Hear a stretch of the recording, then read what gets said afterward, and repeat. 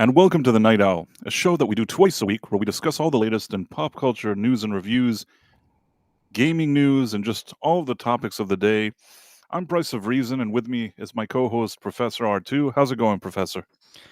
Doing all right. Been a wildly busy day over here, but those kind of things happen. You just one thing piles on top of the next, on top of the next, and then suddenly your whole day's full. But that's all right.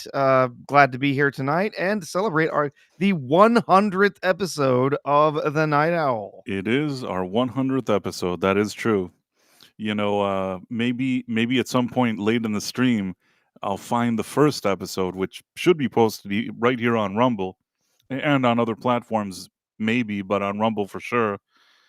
So I'm just curious. I wonder what it sounds like. I won't listen to the whole thing, but I just think it's interesting that maybe a year ago, maybe more than a year ago, I just sat and thought one day, how cool would it be to just hang out at night and just kind of talk about my thoughts? Oh, 100 episodes ago, we'd still hear you with your Irish accent. I think at the time I was already talking not with an Irish accent. Oh, not with the fake British No, it accent. wasn't with a fake British accent at that point. But I will say that it's been a really, really strange journey, and as always, I'm very thankful for Yes. Rumble because I feel like one of the reasons I really started this show is because I felt that on Rumble I could talk about anything I wanted to talk about, and it really gave me motivation to do it. And I just that's why I always say that when it comes to the Night Owl, I consider our home base Rumble because now people are talking about freedom of speech maybe in other platforms, and it's become a little more trendy to say such things. But you wouldn't believe it, but a year ago there wasn't a lot of places you could just sit around and have a conversation, not worrying that maybe somebody will suddenly like pull the plug on you in the middle, if you know what I mean. Absolutely. So yeah, so basically, somebody here, Kivo1961 says Rumble rules. Yes, in that sense, absolutely. It's still a growing platform. It continues to grow all the time, but I always say that it's so important when there's one, platform that really has sort of very dominant in how it does the policies that it wants and things that it wants. I'm not talking about Rumble. I'm saying the other the other platform is very dominant in the sense that it kind of wants to shape what people are talking about, and Rumble, on the other hand, just lets you talk about whatever you want. It Yes. is important. So Yes. yeah, and as I always say, if you're watching Rumble now and you're on an app or something and you haven't signed up for Rumble, you should absolutely do it. You can do that for free, and if you do that, you should also follow this channel and like this stream and do all that stuff. And if you're watching on another platform, that's great too. We enjoy talking to everybody here. So yeah, and it is our 100th episode, the 100th episode of the Night Owl. Yeah, so I think with no Absolutely nothing happened this last week. I have no idea what we're going to talk about, Bryce. the thing There's is just nothing going on. every day is such a roller coaster, and like you want to talk about one thing, but then some other crazy stuff happens. Yeah. Did you enjoy our the trade war with Canada and Mexico? I, That started after our last show and ended before before we got back together today. It was so ridiculous. It's just all the think pieces, all the worrying and all this stuff that people were talking. Oh, what's going to happen? Oh, these are our most important trading partners. Oh, wait, it's over. Never mind. I'll There's no tell you trade what. war. There's no trade war. I'll tell you what. Trump, I understand what his strategy is. He basically has convinced the world, and maybe rightfully so, that he's just kind of bonkers enough to do weird things, like crazy things. So he's just like, "Hey, I'll do like 1,000,000 tariffs now." If it if it was Biden that said it, I think nobody would really. They think it was a joke. And with Trump, like, you don't know, he really does start signing this stuff. Like he's willing to go to strange places, and I think that he's created this kind of feeling that he's willing to do things, but at the same time, if you want to negotiate with him and work out some kind of deal, he'll do that too. Well, he's not a career politician. He's not someone who's in this to just continue being a politician forever and find all sorts of ways to infiltrate this and that and stuff. No, he's come back into office not only with a pretty serious mandate, like a pretty huge mandate from the people of the United States, but he's also got a real chip on his shoulder about a lot of stuff. And he said, this is how things are going to happen. We're going to clean this up. I'm not coming in to get along with everyone else in Washington D.C. I'm coming in to kick ass. That's it. I'm going to kick ass. I'm going to take names.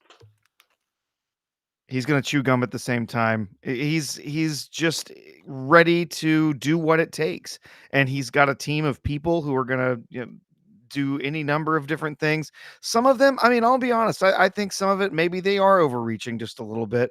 But on the other hand, there's places where, like all this stuff that's been happening with the USAID, department stuff, that all of that's just insane that they're uncovering all of this stuff so quickly. And part of it, I guarantee you, part of it is that they're using probably some AI tools to be able to dig through data rapidly, right? So like just pull in stuff and just look at it as quickly as they can and find certain outliers and things that are sticking out or that match up with certain terms. So they're able to really start identifying some of the wild stuff that's been going on at these agencies very quickly. And it doesn't help that a lot of these people at these different agencies that Doge is tackling and stuff, it doesn't help that a bunch of them are basically like giving them the finger and like, you can't come into our agency, you go away. And instead of like, I mean, that just makes them look guilty, right? It's It dumb. It's not the right way to handle it. The people that are like, I'll quit before I let you into my agency. Go, stick it up your ass. It's like that is not. You're not making yourselves look good. Okay, you're not making yourselves look better in this situation. You're not making it look like there's nothing to hide. You're making it look like there's a lot of stuff that you've been trying to cover up when you don't want anyone to come in and look at your books. You don't want anyone to come in and check over how things are going in your agency. It's very suspicious. And it just doesn't help their case at all to try and say, well, you can't come in here and do these things. You're not charged to do that. Guess what? They kind of are. They've been basically deputized by Right. the president of the United States to come in and stir stuff up, I mean, and the truth is that I always try to think to myself, maybe there's a few sides to every story, but the second I saw like Elon Omar standing there and like with a podium, kind no, of jeez. weeping about how like this USA thing is being defunded or taken down or whatever it is, suddenly I felt like, man, this is probably a good thing. That's if that lady is upset, Mhm. it's probably good. You know what I mean? Probably something good's happening. And then after that, she went off and attended some watermelon people rally, watermelon lovers rally where they were chanting, Yes, yes, death she to the always goes US. to those. Yeah, the anytime there's a place that people don't like the U.S., she happens to be there. Yep. It's very strange. Listen, it's not my business. I don't know, all the ins and outs of how this works in Congress, but it really, really surprises me that there isn't like sort of that there's no kind of rule that if you're a congressman, you can't hate the U.S. Especially if Well, you it's came from another country. free speech. I mean, you came from another country to here, became a congresswoman, and you hate the very country that you came to. It's just kind of bizarre. I don't know. I don't really know what to tell you. It doesn't seem right to me, but I suppose, like you said, there's free speech. People can do whatever they want, and then she could be a congresswoman or whatever she is. But man, is she in the House? What is she? Ilhan Omar, she is, yes, I believe. Well, I don't remember. Yeah, I think she's in the House.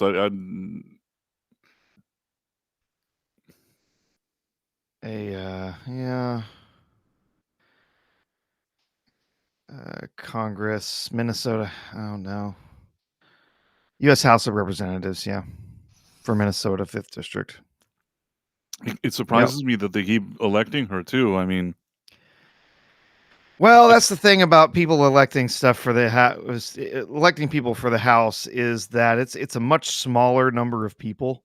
yes. Because there's so many House Representatives, there's so many districts that if you get one district that's got a really large population of a certain race of people or certain backgrounds and stuff like that, it does happen that they'll end up picking, somebody who's, representative maybe of their views or gets a lot of attention, but might not be the most qualified.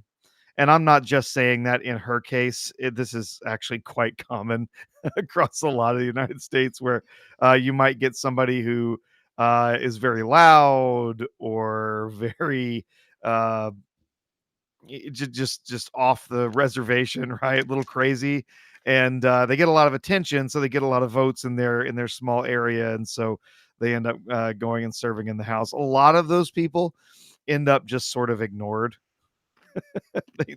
They don't really have much of a say in the house. They're not really known as being, very capable, uh, very, trusted people within their parties. They're just sort of there, and then they get kicked out after a year, and it's somebody else.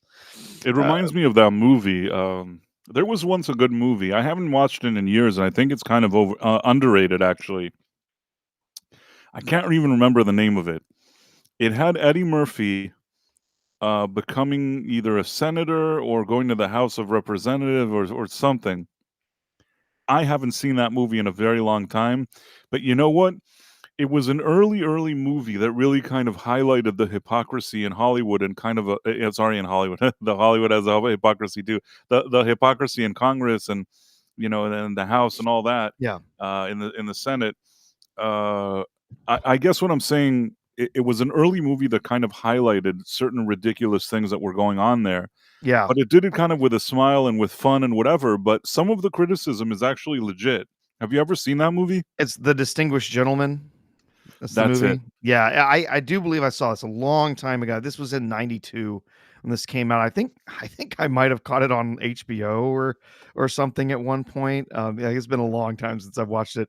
It has a 13% on Rotten Tomatoes, You so know what? It I deserves might more not than have I might not have paid a lot of attention to it when it I was would on. give it more. They gave like I don't know what they gave, like didn't they give like Amelia Perez like Oh, gee, well, 170 of course out of they did. 100? Yeah, it's got 110 out of 100 at least, yeah. Right. So I'm just saying I'm saying like The Distinguished Gentleman, that is not the worst movie. Okay, I admit I see the audience meter isn't high and the regular thing isn't high, and I admit that I probably only watched it once many years ago. But you know what? I remember not hating it. Let me see for a Yeah. second. Well, so I remember it's a movie. It's about a guy who is basically he's a con man, right? That's his job is or his Yes. his living is he's a con man, and he kind of figures out that getting elected is basically just a popularity contest. It's all about getting being as popular as you can. So he goes out there and he uses his con man wits to eventually trick everyone into voting for him. Well, it's And actually it actually has an idea in how he conned them. He's like a con man, but the con is actually quite brilliant. And I to this day I actually still remember. That's the part of the movie that I still remember and I like actually. Uh Basically there's a senator called Jeff Johnson or something like that. mhm. And that senator is like just looks like he's like a 60-year-old. I don't know, he looks nothing like Eddie Murphy, okay? So he's like some old senator that's been there for like 70 million years in the Senate. And one day, I don't know if he hasn't while he's having an affair. I don't know. I don't remember if there's something humorous, but in any case, he dies all of a sudden, okay? And then what happens is that it's right before, there's an election, so Eddie Murphy, his real name in the movie is Jeff Johnson. He has the same name. Mhm. His name is like Jeffrey Johnson. The other guy was Jeffrey Johnson. In any case, he figures if he can run people are so dumb that they don't even know what their congressman looks like. They just basically see the name every time when they go to the ballot. And especially then, it's before like really the internet and stuff like that was as big. Yep. So basically, people are just going to the ballot and they see that name, they just press it. They don't know what the guy does. They don't know anything. They just know for years they've been voting for the same guy. That's his con. He's like, they don't know any better. They're just going to see the name and they're going to vote for me because they don't know what they're doing. And then he does this campaign and he doesn't show his face in the commercial. All he does is he says like he shows like different like children playing like horses riding, I don't know what, and then it's like he says like Jeff Johnston, the name you know.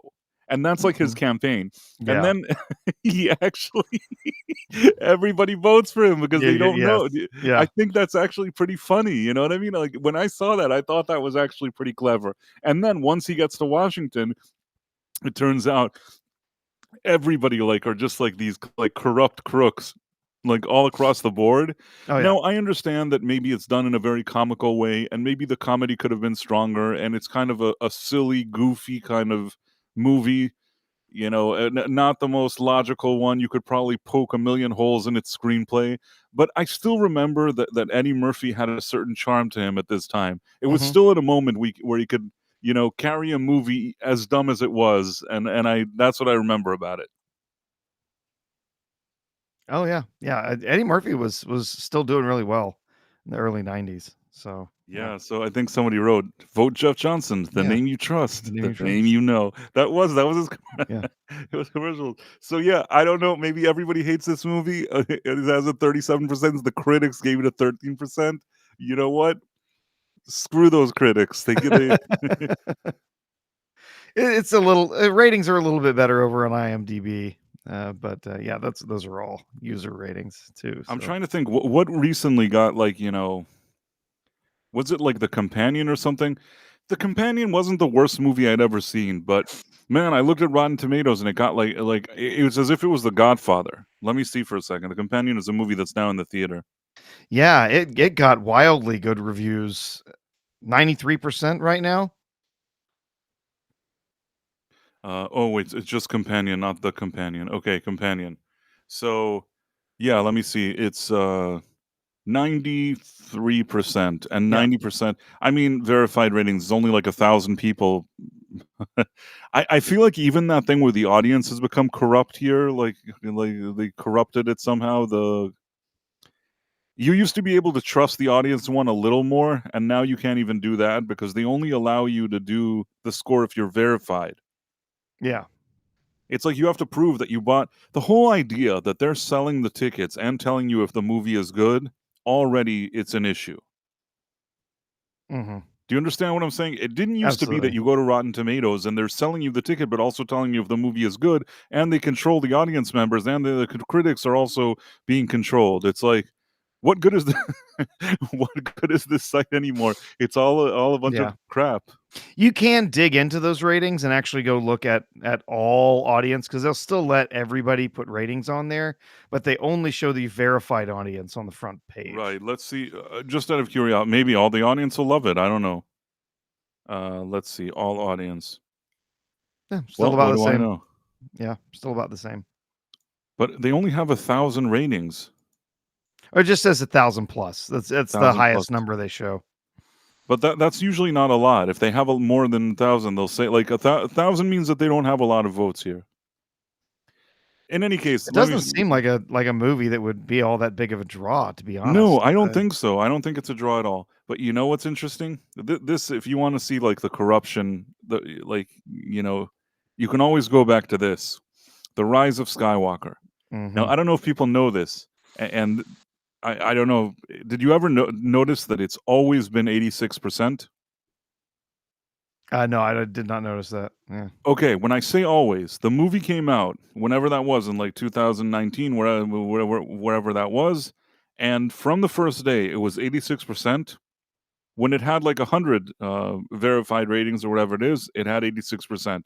It had 1,000, had 86%. 10,000, no matter how many people went and voted with their popcorn meter, it was always 86%. It never changed. I kept checking it. I have screenshots throughout like a number of years. It's always 86%. And the odds of it always being 86% and never anything else are very, very low. Do you get what I'm trying to say? It's not that Yeah, one day it's it was like yeah. 85 and then it was 87 and it stabilized on 86, but then it was 84. I'm saying right out the gate, 86 and always 86.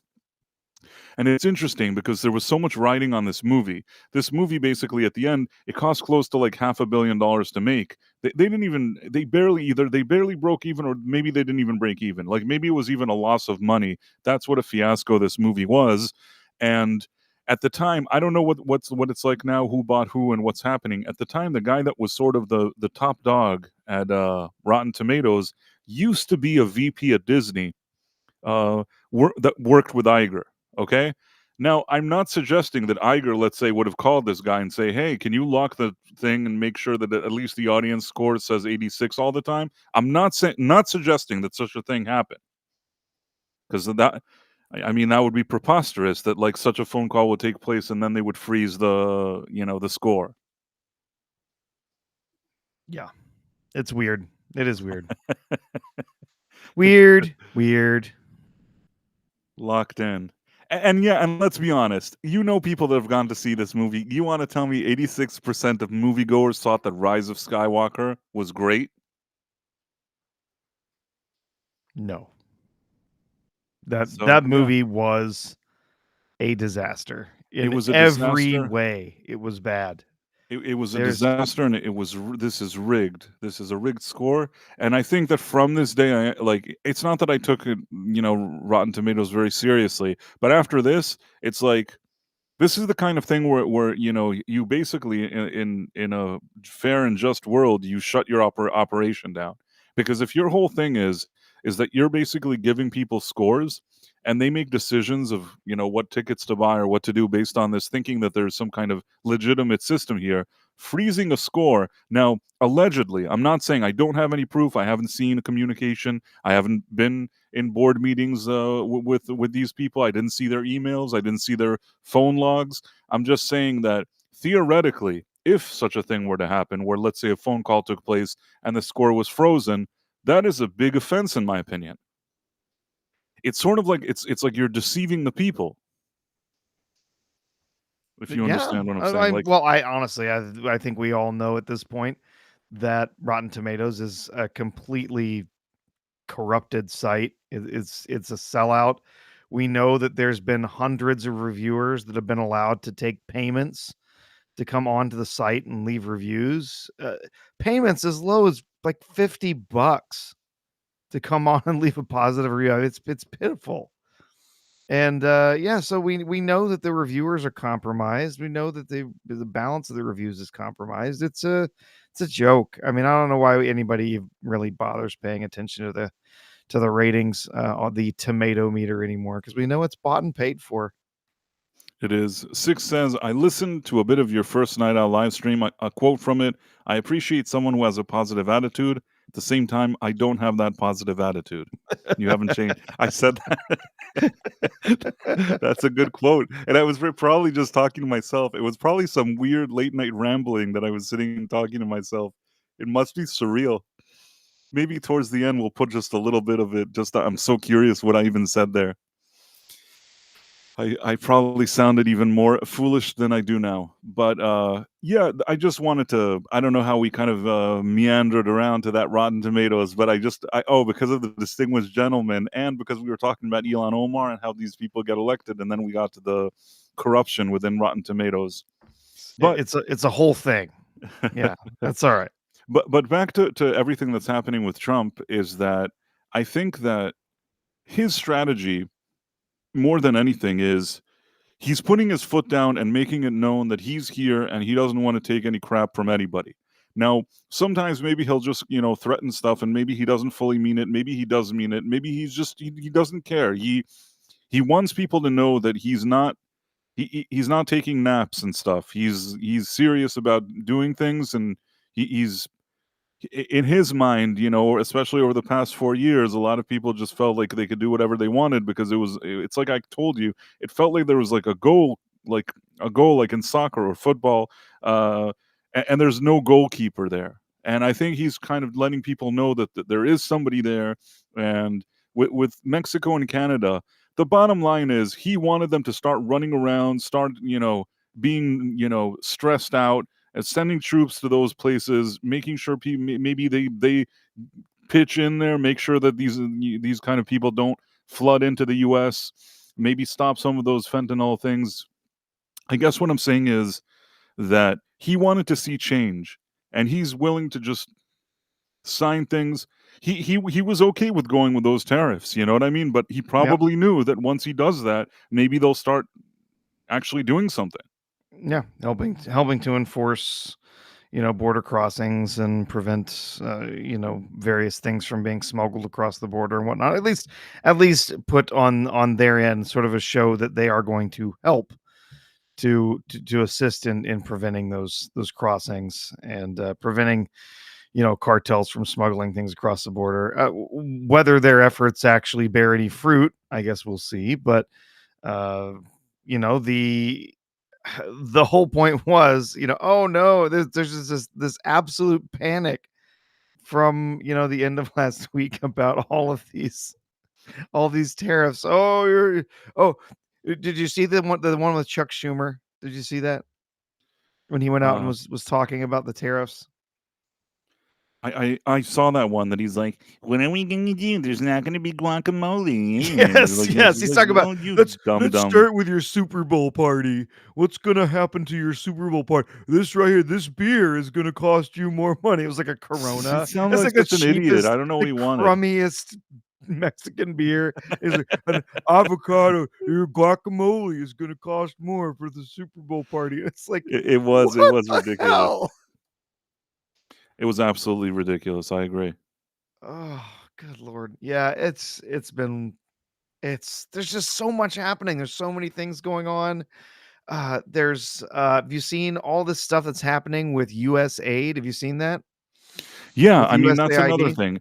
The tariff thing, like I said, he was basically telling Mexico and China what he wants. They didn't do anything, so he just said, "I'm doing the tariffs, I'm signing them," and then they started doing what he wanted. Even now, he's like, "Oh, in the next, well, let's see how like what happens over the next 30 days." Mhm. So he's putting some pressure on them, and he's doing it his way. And I don't actually mind that. It's fine, especially since he has a certain goal he wants to get out of it.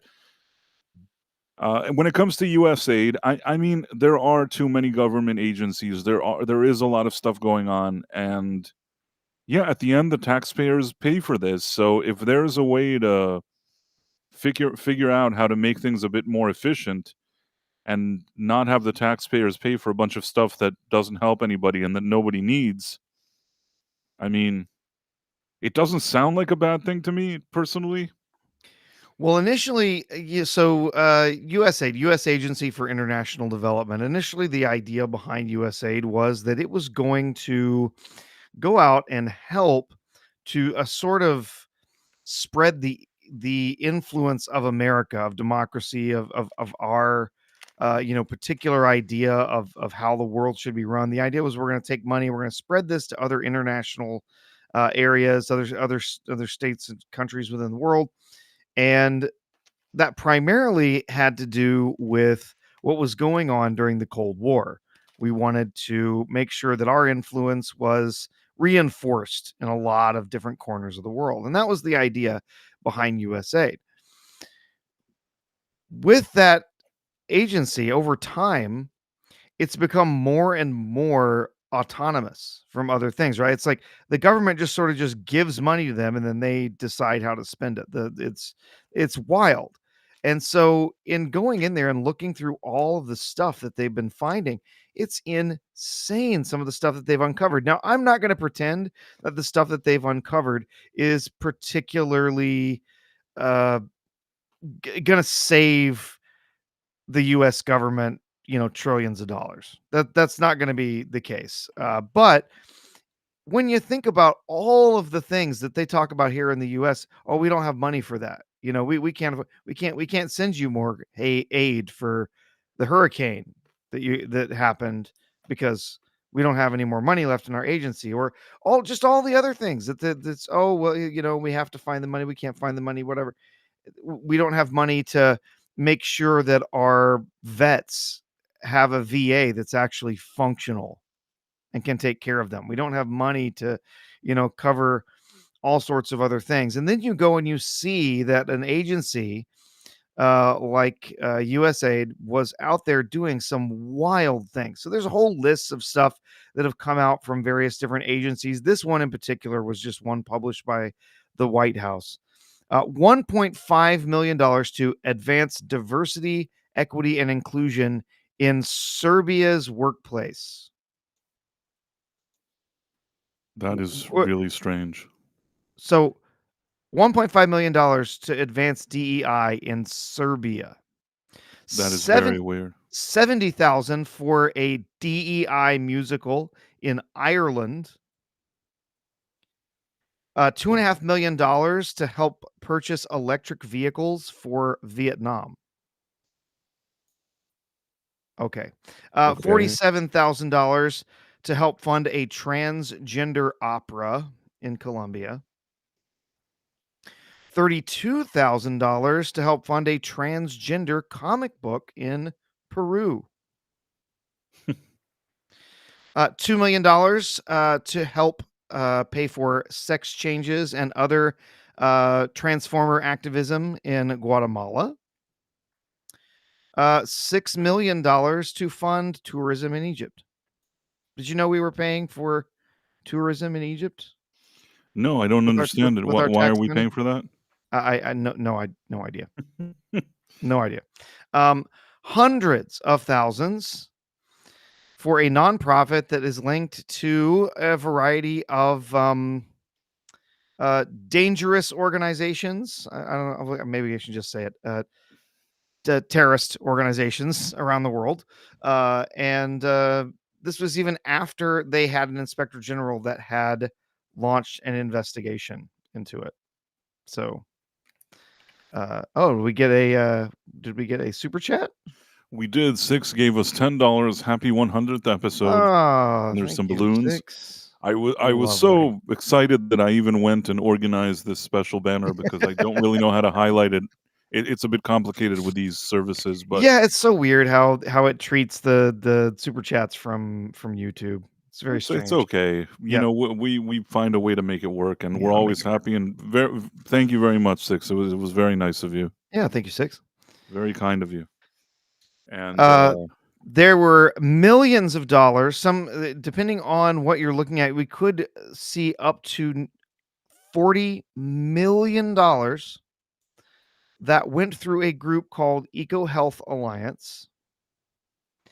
EcoHealth Alliance sent a significant amount of that money to a lab in a place you might have heard of. It's called Wuhan. Yeah, that's another one of those weird things. And specifically, one of the principal investigators involved in that funding was, to our knowledge, patient zero for COVID-19. The lab and these research it was being sent to. So this agency helped fund what became COVID-19. Hundreds of thousands of meals were sent to Al-Qaeda affiliated fighters in Syria. So we helped fund food for Al-Qaeda. Crazy. Funding was provided to print personalized contraceptive birth control devices in developing countries. I saw some of that. That was also very weird. Were we laser? I can't even say it. What? Were we laser etching diaphragms for women? Is that what we were doing? Or were we printing dudes' names on condoms? Or what? I don't know. I have no idea, man. It sounds pretty ridiculous. And then we spent hundreds of millions of dollars for irrigation canals, farming equipment, and even fertilizer for Afghanistan. Do you know what they were growing in Afghanistan, Price? Well, usually it has something to do with poppy and stuff, I assume. That's it. They were growing poppies to harvest heroin. So we were providing farming equipment, fertilizer, and aid in producing heroin. So yeah, I think it's completely legit that they want to dig deep into this agency and start seeing what it was that they've been funding all these years. Uh, as it goes, you talk about someone like Trump. He's saying, "Oh, we're going to eliminate this agency, or we're going to absorb it into the State Department." Um, in that case, I don't think the president has the authority to do that, since it is an agency that was created and is funded by the Congress. But as far as going in and firing people and you know checking the books and stuff, I don't see anything that would prevent them from doing this.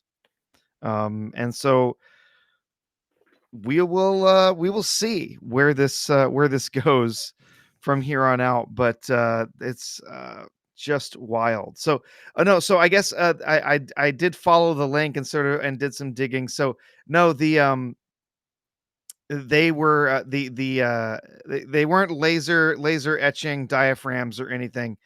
For they were creating uh they were investing in a company that created personalized IUDs. What? So yeah, intrauterine devices. It's a Oh. type of birth control for women. So yeah, they invested in a company that 3D printed customized IUDs, and so we were giving contraceptives, very specialized, custom IUDs. By the way, did you see that thing? I feel like this is another one of those Canada Mexico tariff things. I've been seeing recently that there was like a problem. I think that Trump wanted some of these, Arab nations to have more of a presence in Gaza. I think he was trying to get like Saudi Arabia, I don't know, Egypt to do stuff. And I don't know if they were cooperating or not. And today he like stood on a podium and he's like, "Oh, I think like, well, I'm going to take over Gaza." Yes. And I'm just like, I think that he's just doing that because he's messing with somebody. Yeah. I don't Oh, really there. think that he wants to take over Gaza. I sense that he doesn't. And I'm thinking to myself, he probably just wants to like, make a few people there feel uncomfortable. So whoever said to him that they won't do what he wanted, I think by tomorrow they're going to probably say that they want to do it. It's yeah, that was he said some of that during his conference with Netanyahu today. Yeah. Right. Yeah. And the memes that have come out of that have been absolutely hilarious. I mean, let me But see. then also, you just have people in the street who are screaming, "Gaza is not for sale," and they're rioting and stuff. It's like, dude, The thing is, first of all, again, I have to look. I have to look at Trump, and I hear him say things like that, and I remind myself, he thinks he's a stand-up comedian. It's he's really not saying that like. I don't think he means it. I really don't think Yeah. he does, but in any case, like I looked at it and it was I don't know why I shouldn't laugh, but I just thought to myself, this guy doesn't really mean it. No, no, no. I mean, but I mean, Oh, by the how way, Mars ridiculous Monkey would that Max be? gifted one Price Yes, of Reason Live membership. Thank you, Mars Monkey Max. absolutely Really fabulous. Thank appreciate it. you. Also appreciate what Six did. Tried to thank her, but I think she's disappeared. But she's still around or listening or something. Mm, Really appreciate it. 6 Thank foot you. poof. But let's see if I can share that thing. It's a brief. He then like posted it to his Twitter. Like he doesn't care. I don't know why. Like he really, there's no F's given here at this Yep. point. I guess. Okay. The U.S. will take over the Gaza Strip, and we will do a job with it too.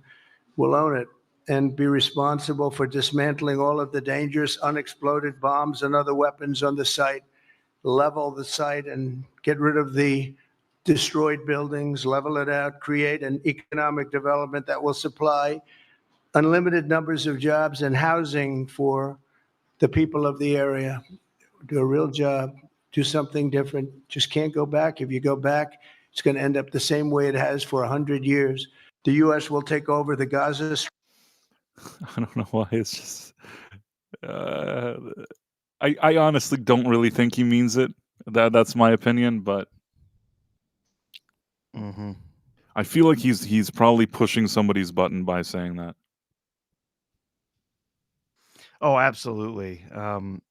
Just there just a little bit of history there. Just remember that it's only been since 2025 that the Gaza Strip has been a completely Palestinian controlled thing.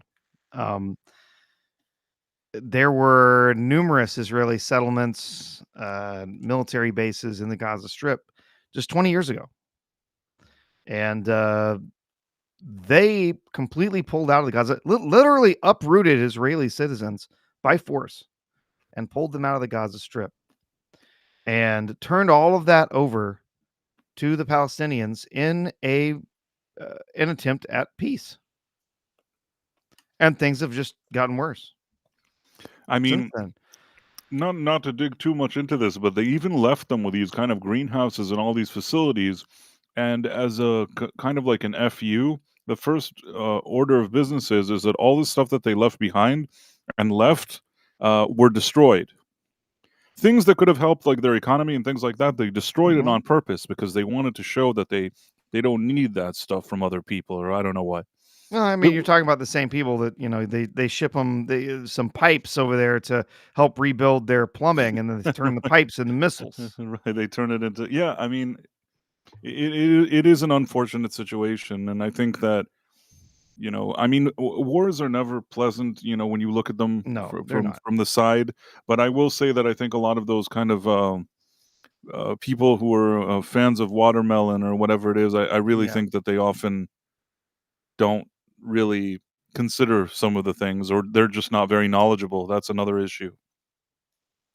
I remember once, I don't remember who it was, that there was like somebody online going and asking people that are at some of these protests, like actually asking them questions about the conflict, and they didn't know anything. Oh, no, most of them are completely disconnected. They have no Right? idea They're just what's like, somebody actually says happening. like, "Hey, it's cool. Put this thing on and say like, you hate America. Like it's so cool." And they're, "Oh, it's so cool." But like later you ask them, they don't even know why they're saying it.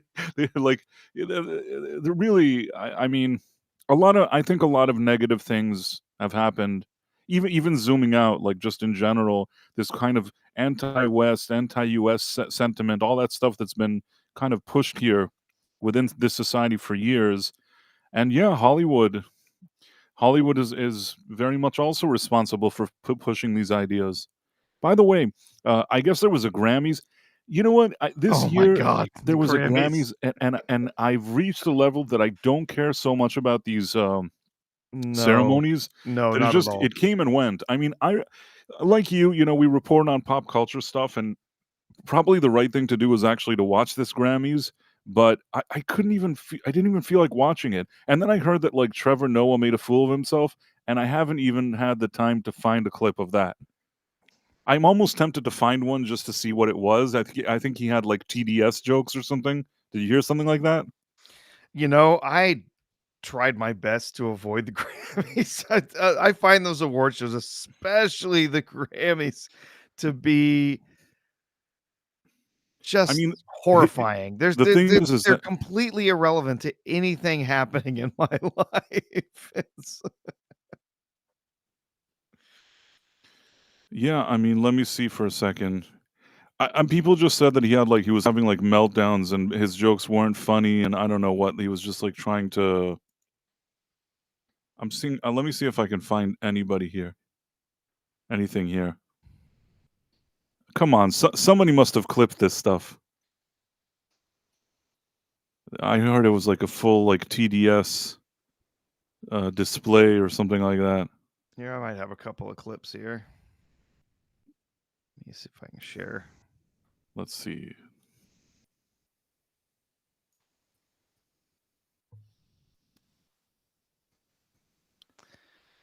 Oops. All right. So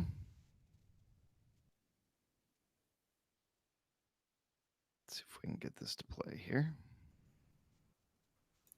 Best in Music as voted on by the 13,000 members of the Recording Academy and 20 million illegal immigrants. And tonight, no matter what happens, history will be made. Best in Music. Oh, wow. Okay.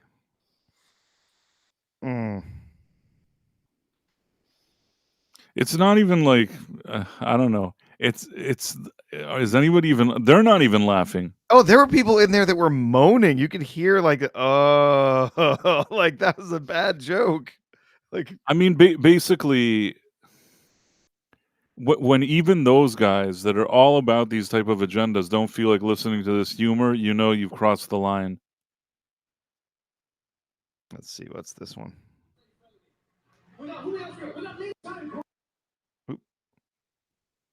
Everybody, the greatest thing out of Colombia, Grammy winner Shakira is in the house. Everybody, the greatest thing out of Colombia that isn't a Class A felony. The greatest thing out of Colombia that isn't a Class A felony. Okay. What? Listen, the guy was never especially funny to begin with. Honestly, No, he wasn't. His tenure on the Daily Show was miserable. So bad. You know, I like Jon Stewart has a lot of crap that he does that I don't care for, but I will say that at least in his prime, he was good at hosting the Daily Show. Mm-hmm.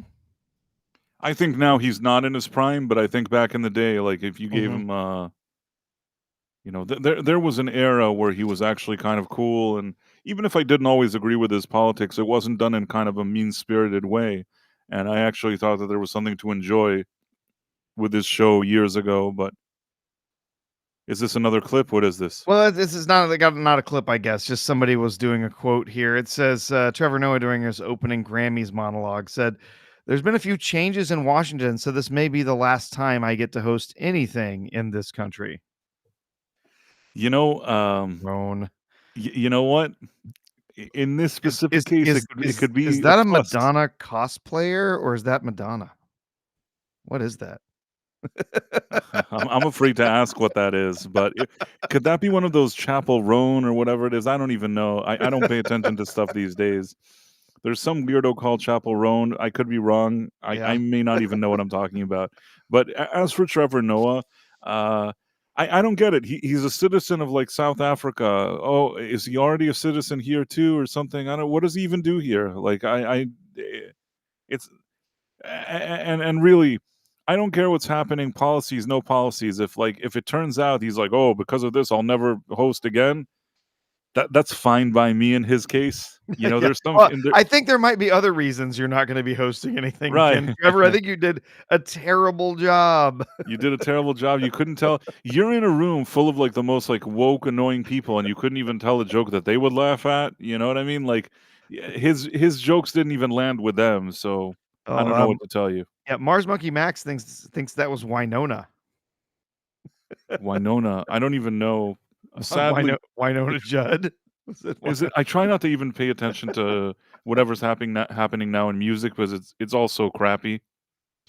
I think that like in recent years, maybe in the past year, people have liked some Sabrina Carpenter. I don't know what, Olivia Rodrigo.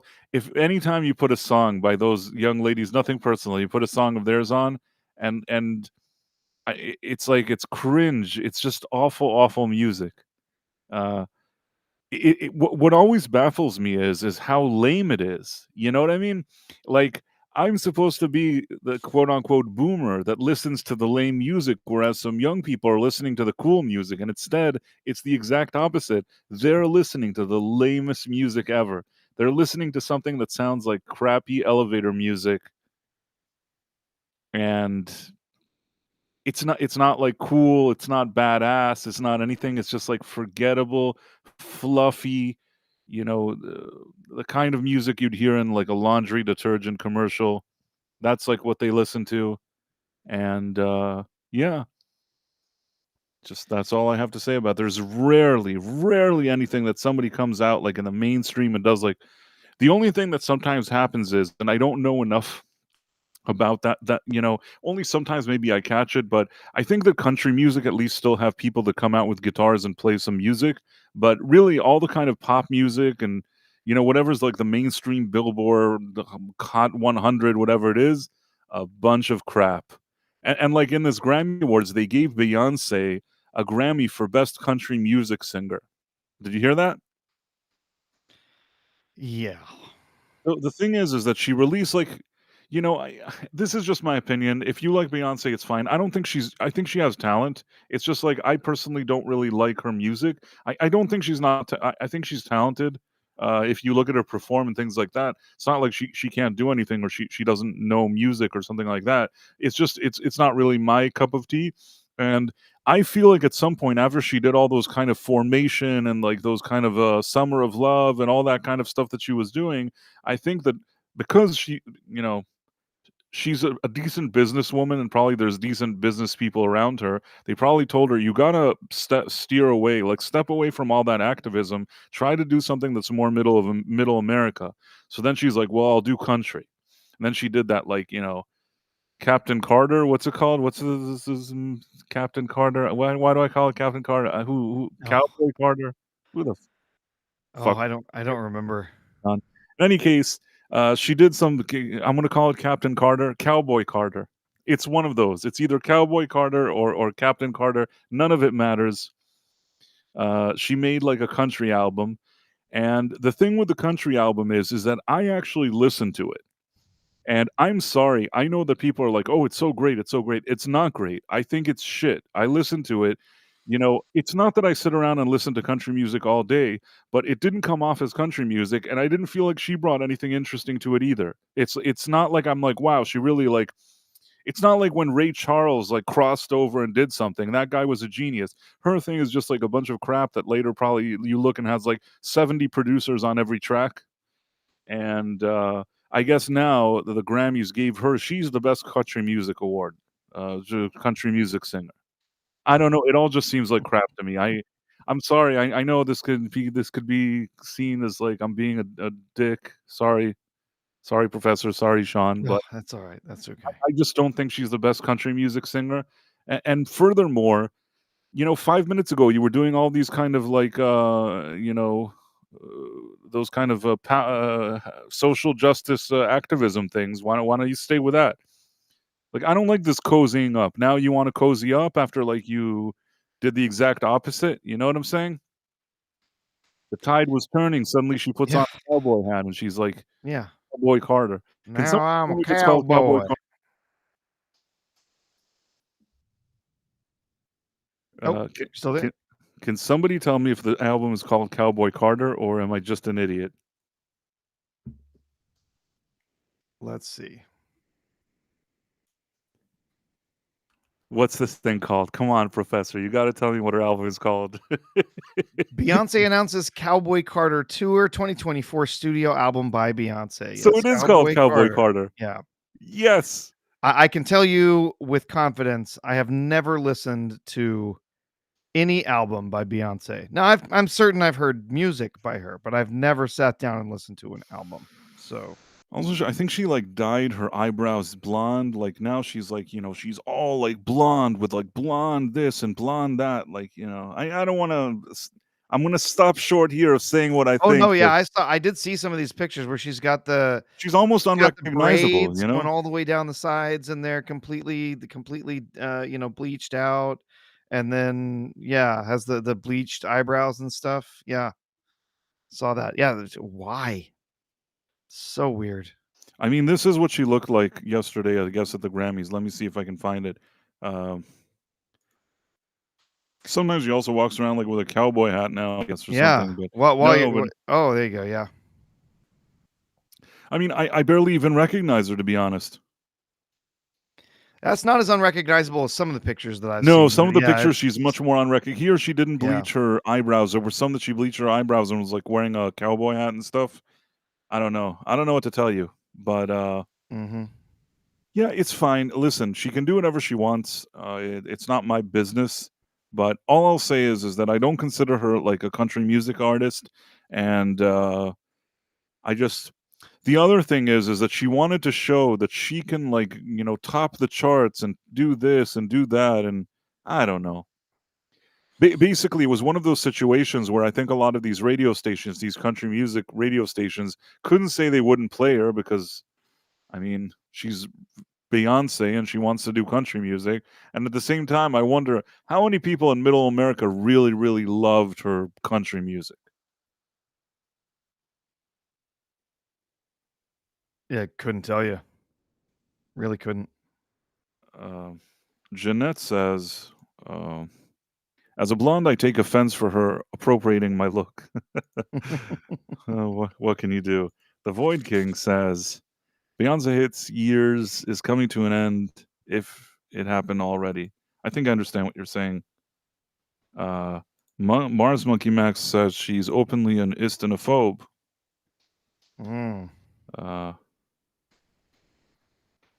And then Jeanette says country was Jimmy Dean and Johnny Cash. Yeah.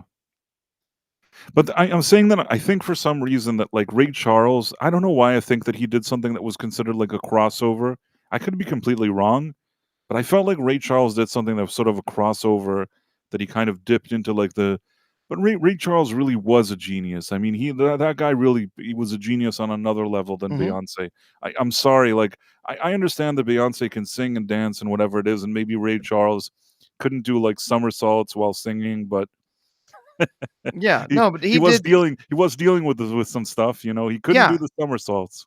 he did some crossover stuff where he played sort of some folk music and some country and western music. I think he even had an album specifically that was intended to be country and western. I I do assume he remember did. that. Let me I look. assume he did it great. I mean, Ray Charles was like, again, not taking away from Beyonce in the sense of she can sing and dance. She has the talent to be sort of an all around entertainer. It's fine for whatever that is. But she can't sit next to a piano and do what Ray Charles did. She's not Ray Charles. Mhm. Like Oh, Ray. so he had an album called Modern Sounds in Country and Western Music. Right, that's what I thought. Rob Alstus says Ray Charles was a real artist. He Exactly. was an amazing artist. He's He an was. I amazing mean, performer. Yeah. And Just the thing is, so talented. as opposed to like, when Beyonce suddenly saw there were like Summer of Love and like she tried to cash in on it, in my opinion, Ray Charles lived in a time where there really was something to fight for, meaning Mhm. he lived in a very different time, and his music and his talent was so powerful that it managed to like break barriers and really cross over different genres, style, and he really, I think that in those earlier days when we think about, barriers being broken, a lot of times uh, there would be people that were so talented that the barriers would come down because they were so talented. You know what I'm saying? That Mhm. uh, I think also, I don't know why I'm thinking this, and we'll probably steer away from this because what do I know? I'm probably the last person that should be talking about it. But for example, Quincy Jones, he passed away not too long ago, Yeah, and sadly. Yeah. Quincy Jones was one of the best producers, in the 20th century. He's just Oh, without question. Yeah. absolute genius. But the thing is that there's a story. I could be telling it wrong, and I may not know the details, but I'm paraphrasing, and it's probably I could be wrong in some of the details. But from what I recall, Quincy Jones was just like a genius, and all these musicians like to work with him. And once like Frank Sinatra went to Vegas, and like I think Quincy Jones was his band leader. He was like the conductor or whatever his band, the producer, the music producer, all that stuff. And he had a show in Vegas or something, Frank Sinatra, and he arrived at whatever hotel that was, whatever one of those casino hotels, whatever it was.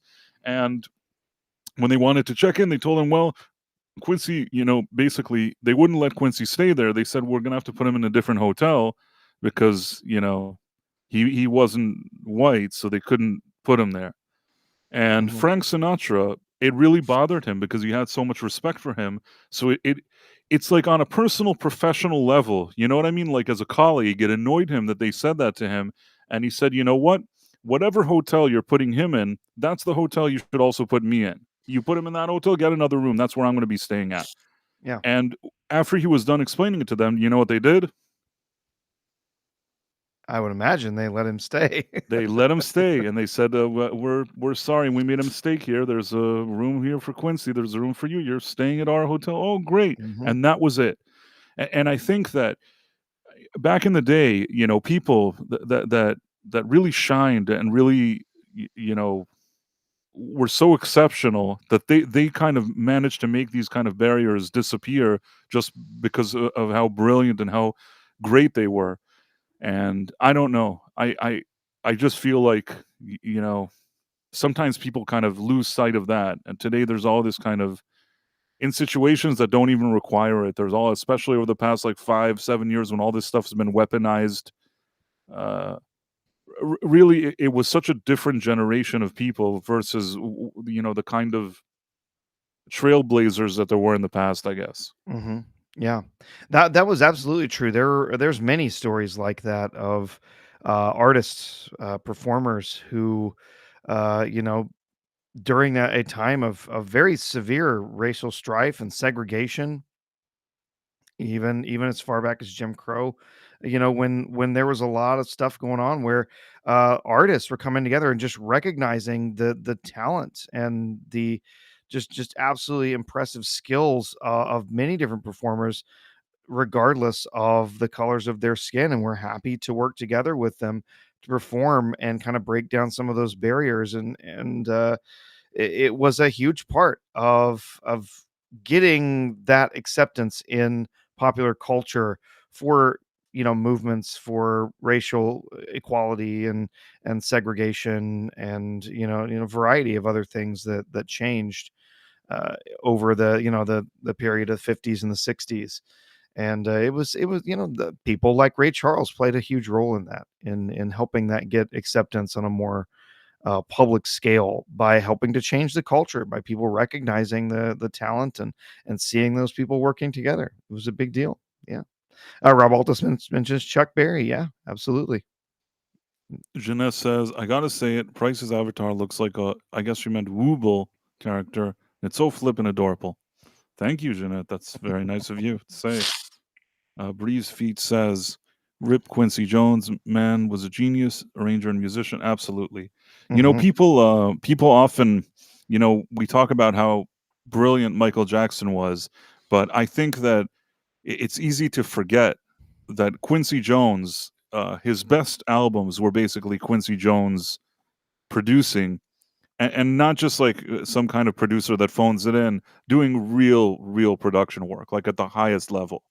Yeah, Uh, Off the Wall, Thriller, Bad. Those were all, albums that, he did with Jones, I would and say that those were huge. Off the Wall and Thriller are more timeless because when Bad came along, even though most people don't talk about this, Michael Jackson started feeling that he should be, giving more input as to things that are going on. Basically, he had become such a big star that I think that he wasn't listening to Quincy Jones as much. Quincy was still there doing whatever he could, but I think that at that point it became less of like a 50-50 collaboration and more like Michael sort of setting the tone of things that he wanted. Now, don't get me wrong, Bad is a good album if you compare it to most other artists. But if you compare Bad, and this is just my opinion, to Off the Wall and Thriller, you could tell Yeah. that it's a step down. It's not, again, a step down for Michael Jackson doesn't mean it's not a good album. I'm just saying that, you know, it is not as good as Thriller. I can't lie to you, Professor. Mhm. Yeah. No, I, I I yeah, th- I remember those. I remember those albums when I was younger. I was a little too young for Off the Wall when that came out. Obviously listen to it later, but and that was another thing too. I mean, people want to pretend like oh, race relations are so bad in the past, and I there was not one white boy that I knew growing up that did not listen to Michael Jackson.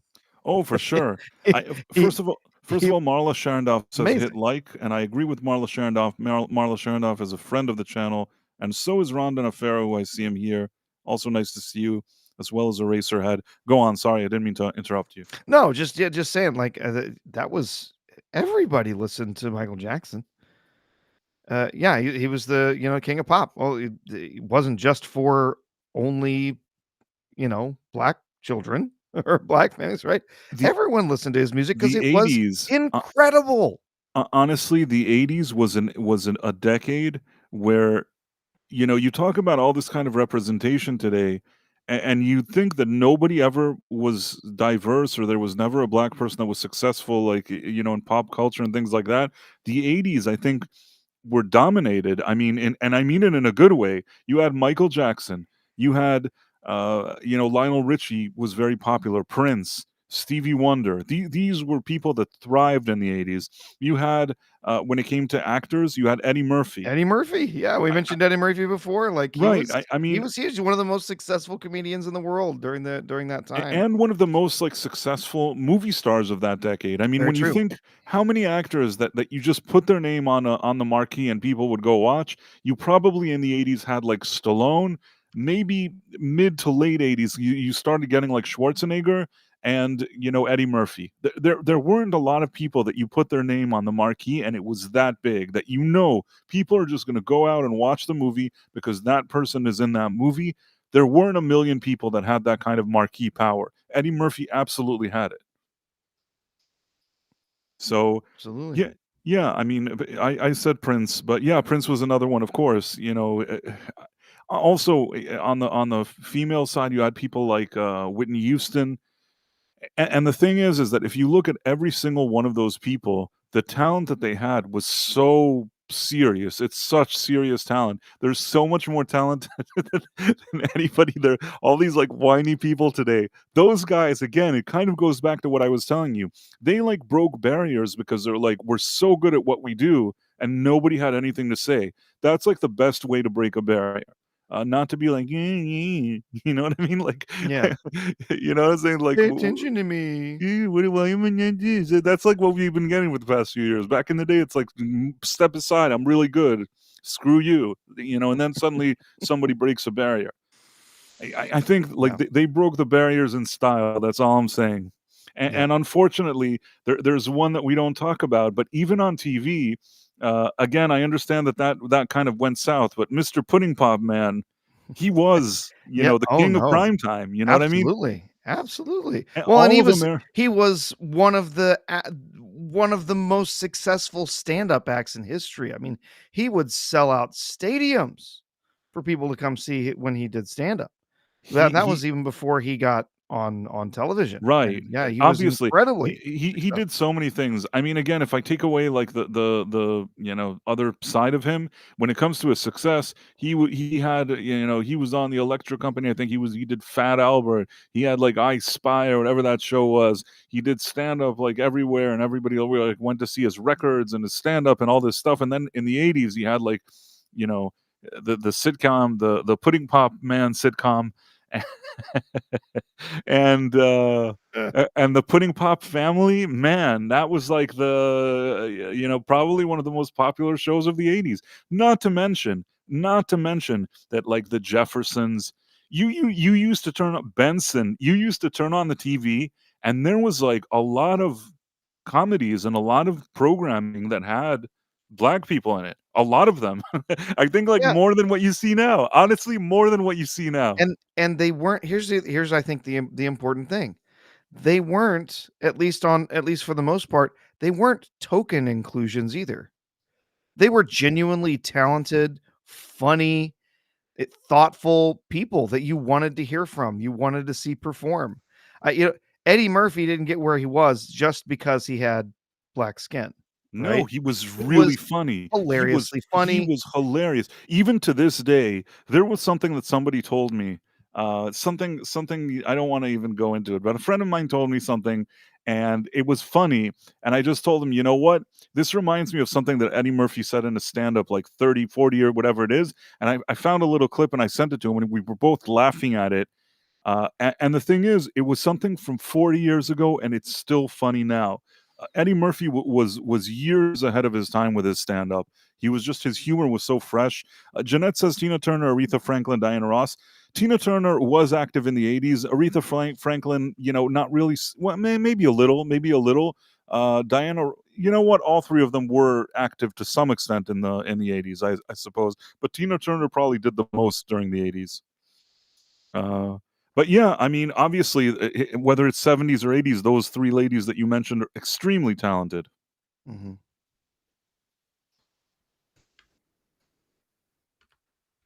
I'm not going to even do that. I should probably stop Yeah. doing this, but no, I actually I have a Looks like Ron is headed out. Night, Ron. Thanks for hanging out with us tonight. thanks for hanging out, Ron. I don't want to do this. I feel like people probably think that you know, I don't want to say what people think or don't think. I don't know if people listen to it and think, "Oh, he's probably making this up." But I once spoke with Diana Ross. Mm. That Okay, we're is getting the the truth. Diana Ross story. Okay, you Uh, spoke with Diana Ross. it would be a bit complicated for me to tell this story, but I spoke to her once. That's all Okay, I can say. cool. Um, all right. Spoke with Diana Ross. Very nice. I'll put it this way. Uh, I spoke with her on the phone. Oh, okay. Yeah. But it is what it is. Uh, it was an interesting conversation. For me, at least. I don't think it was interesting for her. For me, it was very interesting. But yeah, I mean, for people that don't know, I used to work in something uh, really involved in like entertainment and events, and a lot of times for these events, these kind of celebrities or talent used to either be invited or somehow make appearances. It's really a long story, but I would be involved in stuff like that. That's how I ran into a lot of people. But most of the stories that I have, it's not like me and those people are like hanging out all day and we're like besties or anything. It's usually just I met them briefly or had exchanged a few sentences, or maybe there was an event and they were there and I spoke with them a little more. But I think you understand what I'm saying. It's not like I'm not trying to create a picture here that I'm sitting around and like all these celebrities love me or anything. Like at best, and usually I come off like as some kind of like a Larry David where I just kind of accidentally annoy them. So that usually makes me laugh. So tell us about when you had drinks with Bianca Sensori. When did that happen? Uh, and wait a second. When Leslie Ellen went to the bathroom, he called Diana Ross. I didn't call. Okay, I'll say this. You know what? I don't care. I'll just say it, and I'll regret saying it. Probably Melvin is sitting and capturing this. I was asked to invite Diana Ross to an event. Now, a lot of times you send invitations to like the manager, people like that, representatives. You know what I'm saying? Mhm. And what happened is that long story short, Diana Ross, they gave her the invite, and I guess they forwarded the email where I sent some kind of invite.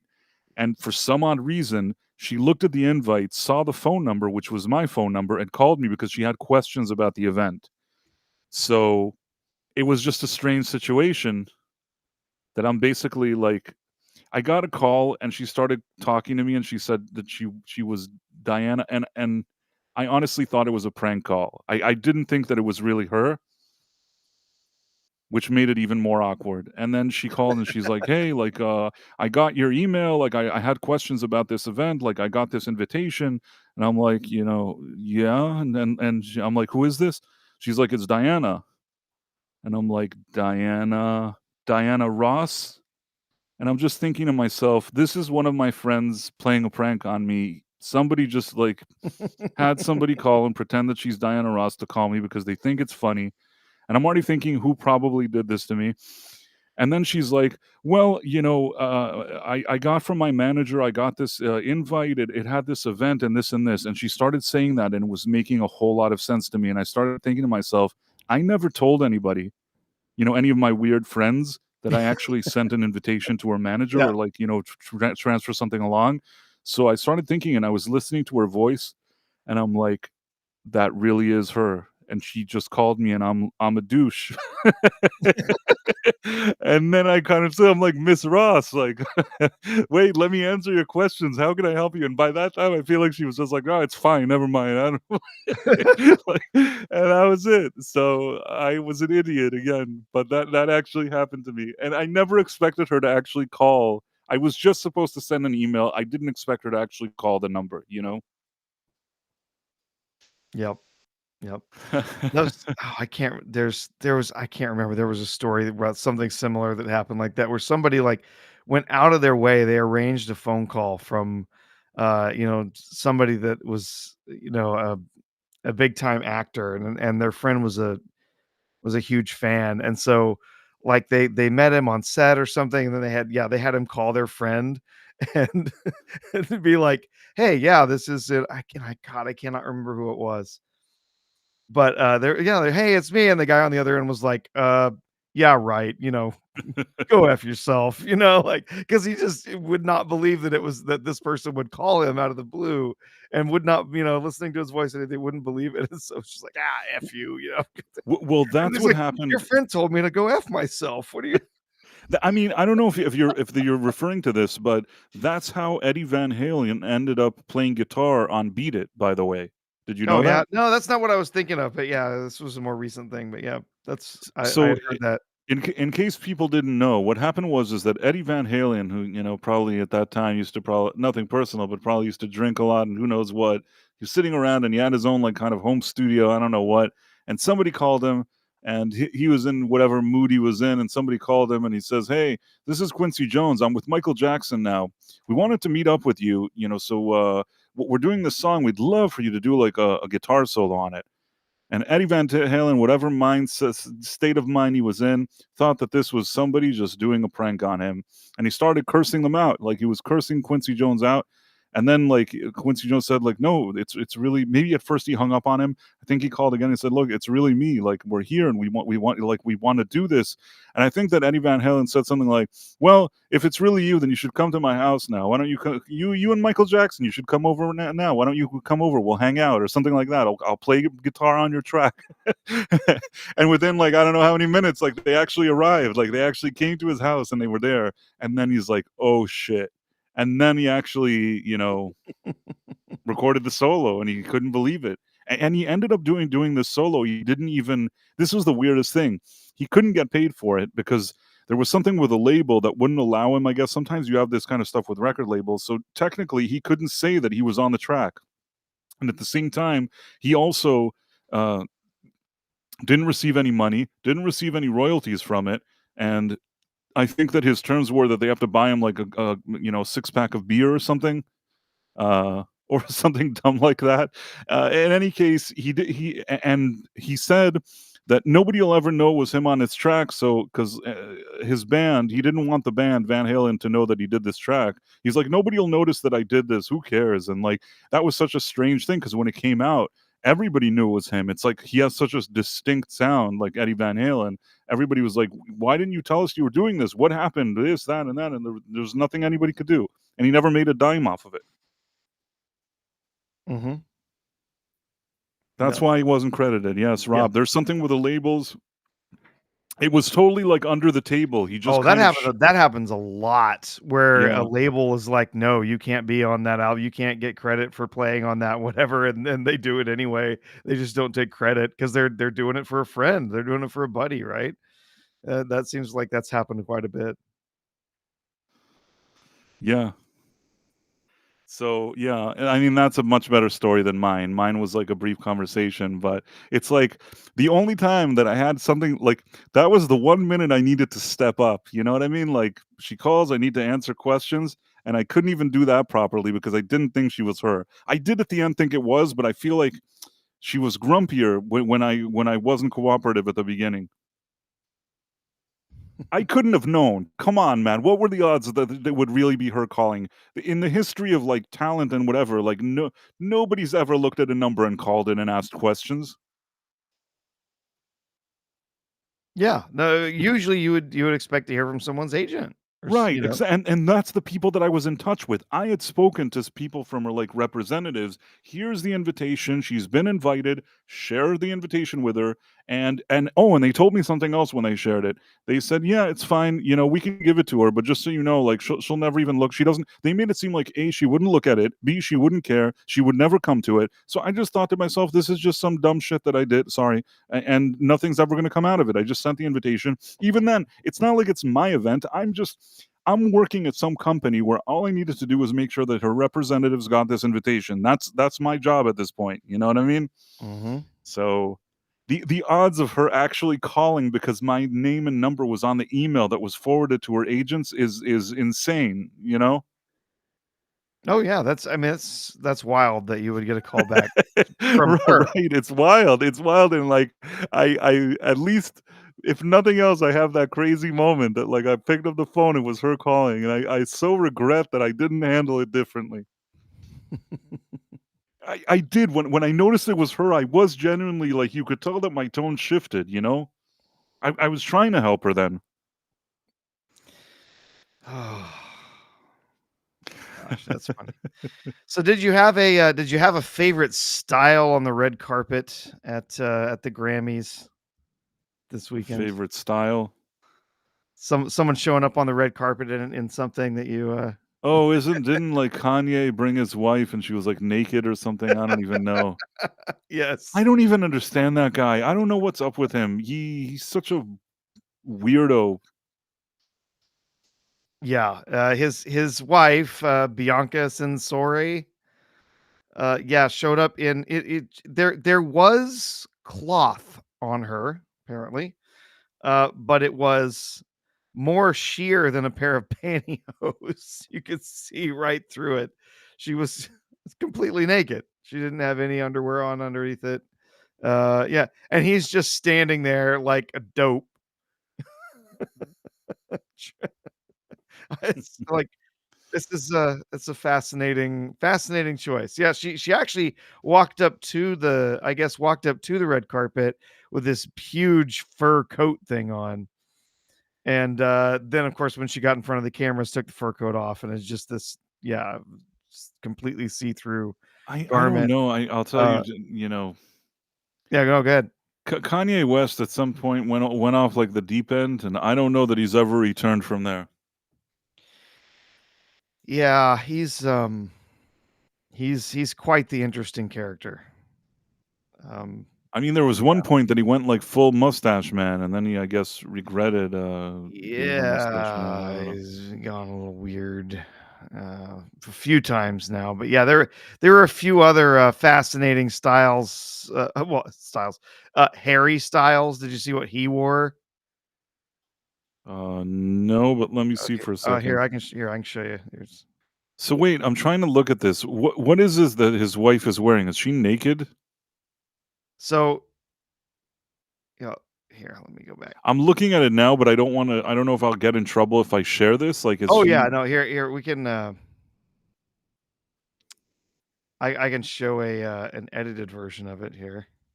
I'm looking at the I saw unedited one version. She just a just looks moment like she's ago. naked. I don't know. Yeah, there's like there is like a sheer fabric that's over the top, Right. but yeah, she's basically nude, just walking around nude. So And did they let them into the event? What did they do with him?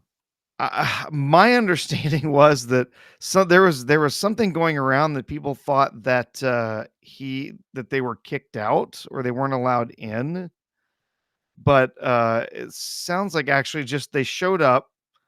She showed off her lack of clothing and then they left. So yeah. Oh, That- here's a version that is edited in case people have not seen this. Um, here you go. There's a version with some editing applied to it. Yeah, she's essentially completely naked. There's you can see there's like this little bit of fabric. There's this really sheer fabric, Oh, but is that Chaperone? Who's that weirdo on the right? not sure. Is that her? Um, I'd have to look at the article. I want to show the article just in case there's uncensored pictures Right. in the article. Uh, that is, let's see. Yeah, that appears to be the chapel. I Ro- told you. I told you. You Yep. asked me who was that weirdo in the crowd, and I told you it was Chaperone, and I knew it basically every year they come up with some like new weirdo that they're like, oh, what do you think of this weirdo? And it's like, yeah, that's like, I guess, the local weirdo. I don't even know how to describe this specific weirdo. Is it a her? Her name is Chaperone, I think. I don't really know. She loves Yeah. watermelons, by the way. She wants to eat Oh, watermelons all the time. I'm absolutely certain that she does. I think most of the people at the Grammys were The Grammys love big watermelons. watermelon fans. Yeah. Love the watermelons, yes. Some interesting outfits there. Charlie XCX. Never listened to any of these people's music, by the way. I have no idea what they perform. That's something almost conservative. Right. Taylor Swift there. At the end of the day, from all these weirdos, somehow like Taylor Swift by default looks like almost half normal. I say Yeah. almost because she's annoying as well, but yeah. Is Chaperone a man or a woman? I know that's a weird thing to say, but I'm asking. I think it's a woman, a real actual woman. It's Sabrina Carpenter. You were mentioning, someone was mentioning Sabrina. I mentioned, yeah, Sabrina Carpenter. You have her. You have Olivia Rodrigo. I listened. I actually Everybody's favorite. Yeah. Yeah, it's good that he wasn't looking for attention or anything. Jaden and Willow. Such weirdos. I honestly, I feel a little bad for the two of them. I mean, they were raised in a household by what may be one of the most committed, most seriously impressive narcissists that this world has ever known. Their mother is one of the most self-centered, just disgusting human beings I've ever seen. And then their dad is just a total simp. And so, yeah, I mean, these poor kids, they never had a chance. I told you once though why Will Smith married her, right? You remember my explanation to you. Oh, what was your explanation? That back in the day, people thought that Will Smith was kind of soft and he wasn't urban enough, and yeah, as a rapper, he's kind of like goody two shoes and things like that. And Jada Pinkett Smith, she had just been. I mean, to say that she was the girlfriend of Tupac is kind of generous because I feel like Tupac. I don't know how committed he was to one woman at that juncture of his career, but I guess she was sort of with Tupac, and then she wasn't. And I feel like Will Smith, for him to be with like Jada, was like, look, I'm also badass. You know what I mean? Like him and Tupac, like they date the same type of women or something like that. And honestly, it's fine that you're not Tupac. You know what I mean? Tupac isn't even here anymore. You know what I mean? Even Tupac couldn't get away with being Tupac, I guess. So I don't know why it was such a badge of honor to sort of, be with the former girlfriend of Tupac. And people may think you're crazy for saying all this. And you know what? I don't think I'm crazy. I think it had something to do with the fact that she had more like street cred. You know what I mean? She was like more respected in like urban circles. She's like not whereas he was sort of not respected, she was sort of like, if he wants to be in with that kind of crowd, then she was like a good thing for him supposedly. But if you want to know what I think, I don't think she was a good thing for him at all. No, not at all. I mean, she's clearly, like I said, first of all, she is the absolute definition, the clinical example you would use for a toxic, narcissistic individual. Everything in the world revolves around her. She manipulates everyone around her. She's just a disgusting individual. Kelly Hunt says, I thought at least Will Smith had enough sense, but I was completely wrong. No. But again, I think she just completely twisted him. Once she got her hands on him, like she just completely twisted and messed with his head, and he'll never be himself again. I mean, unless somehow something happens and he manages to escape that toxic relationship and is able to somehow reestablish his own identity. His identity's been completely subsumed by hers. I mean, it's By the way, the dead man gave a 99-cent poop sticker. oh, we got a poopy. I don't know when this happened, and I apologize, the dead man, if I missed it, but I really am grateful. Oh Thank yes, you, the yeah, dead man. and funny. Hopefully, the dead man is still here. The dead man? The dead man, is he here? He probably said, "Oh, they didn't even look at my poop sticker. Didn't even talk about my poop. They didn't even mention my poop." He was out of there. Anyhow, the dead man, we want to thank you for the poop. It's very, very kind of you. And yeah, so I think that that's the reason why he ended up with her. It's sort of a similar situation to Whitney Houston with Bobby Brown. But in the case of Whitney Houston, I feel even worse because she seemed like such a really kind, very nice talent, and she really made some poor decisions. I can't blame everybody else for it, but I've told you this before. What happened with Whitney Houston, right? I think so. But I'll tell you quickly. yeah, Basically, refresh my there was some kind of BET Awards back in the day, and Whitney Houston was one of the most popular artists of the year. She was like on mainstream radio all the time, and basically she had a large following of like white people. And I guess at this BET Awards, not everybody liked this. You know what I mean? They felt, oh, she's not like urban enough or something like that. And then when they were talking about like artist of the year or something like that, they mentioned her name. And apparently, this is what I understand, the whole crowd, everybody at this BET Awards did like boo, like they booed her because they thought that she was like, too cozying up to I don't know what. You know what I mean? I guess it's a thing. I don't really know the politics there and why these people were booing, but I mean, this was like a room of her peers and they were booing her. And apparently, like supposedly, she took this very personally. And meanwhile, the person that they were all really nice to at this event was Bobby Brown because he was in like New Edition, and then he had his own like crappy songs. Between you and me, I mean, I never thought that he was anything that great. At best, he was like the fifth voice in New Edition. I really, as his own, what did he have that like song from Ghostbusters 2? Yeah. He didn't really like, it's not like I feel like I've ever been blown away by his talent, but in any case, he had the street cred. You know what I mean? In a way, he was kind of like it's again with the situation with the street cred, just like with Will Smith and Jada Pinkett Smith. This is my opinion, of course, but I think it's something similar. So at the end of this thing, she saw him and she's like, okay, I got to be with a guy like that, so like people will respect me because like they'll only respect me if like I'm with somebody like that. And that was the event that she kind of started, talking to him. And then from then they like started going out and they became a couple and all that stuff. That apparently is the event that triggered all of this. I mean, I don't want to sort of say things that are so bombastic as to maybe if she was there and the crowd didn't boo her, her whole life would have been different. But I don't know. You know what I mean? Like something. If we had like a Back to the Future DeLorean now and we could go back, like I would change. I would tell her forget about these people booing. Nobody cares. Like fuck them. So sorry, Sean. Sorry, Professor. Sorry, Sean. So you understand what I'm saying? Yeah.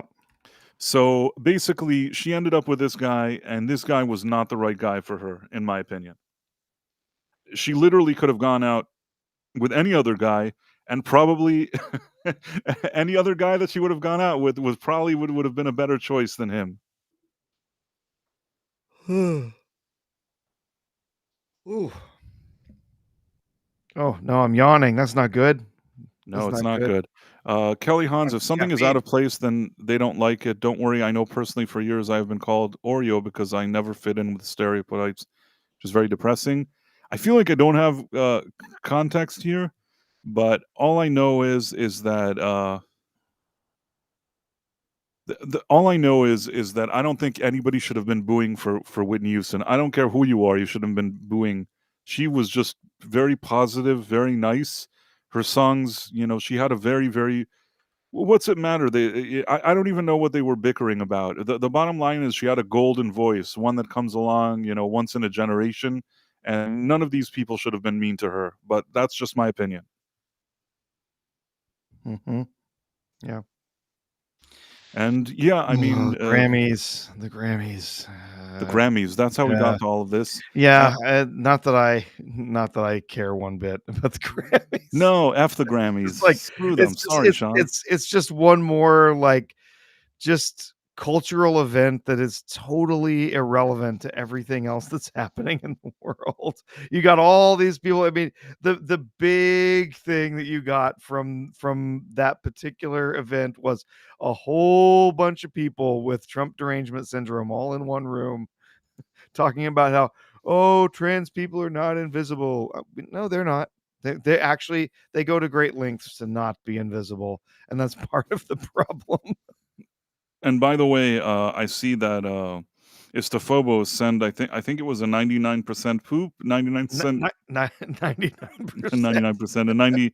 Yes, it's a pile Yes, of poop 99 with a cents. face. 99 cents. Poopy, Thank you, smiling poopy. Istafobos. Greatly appreciated.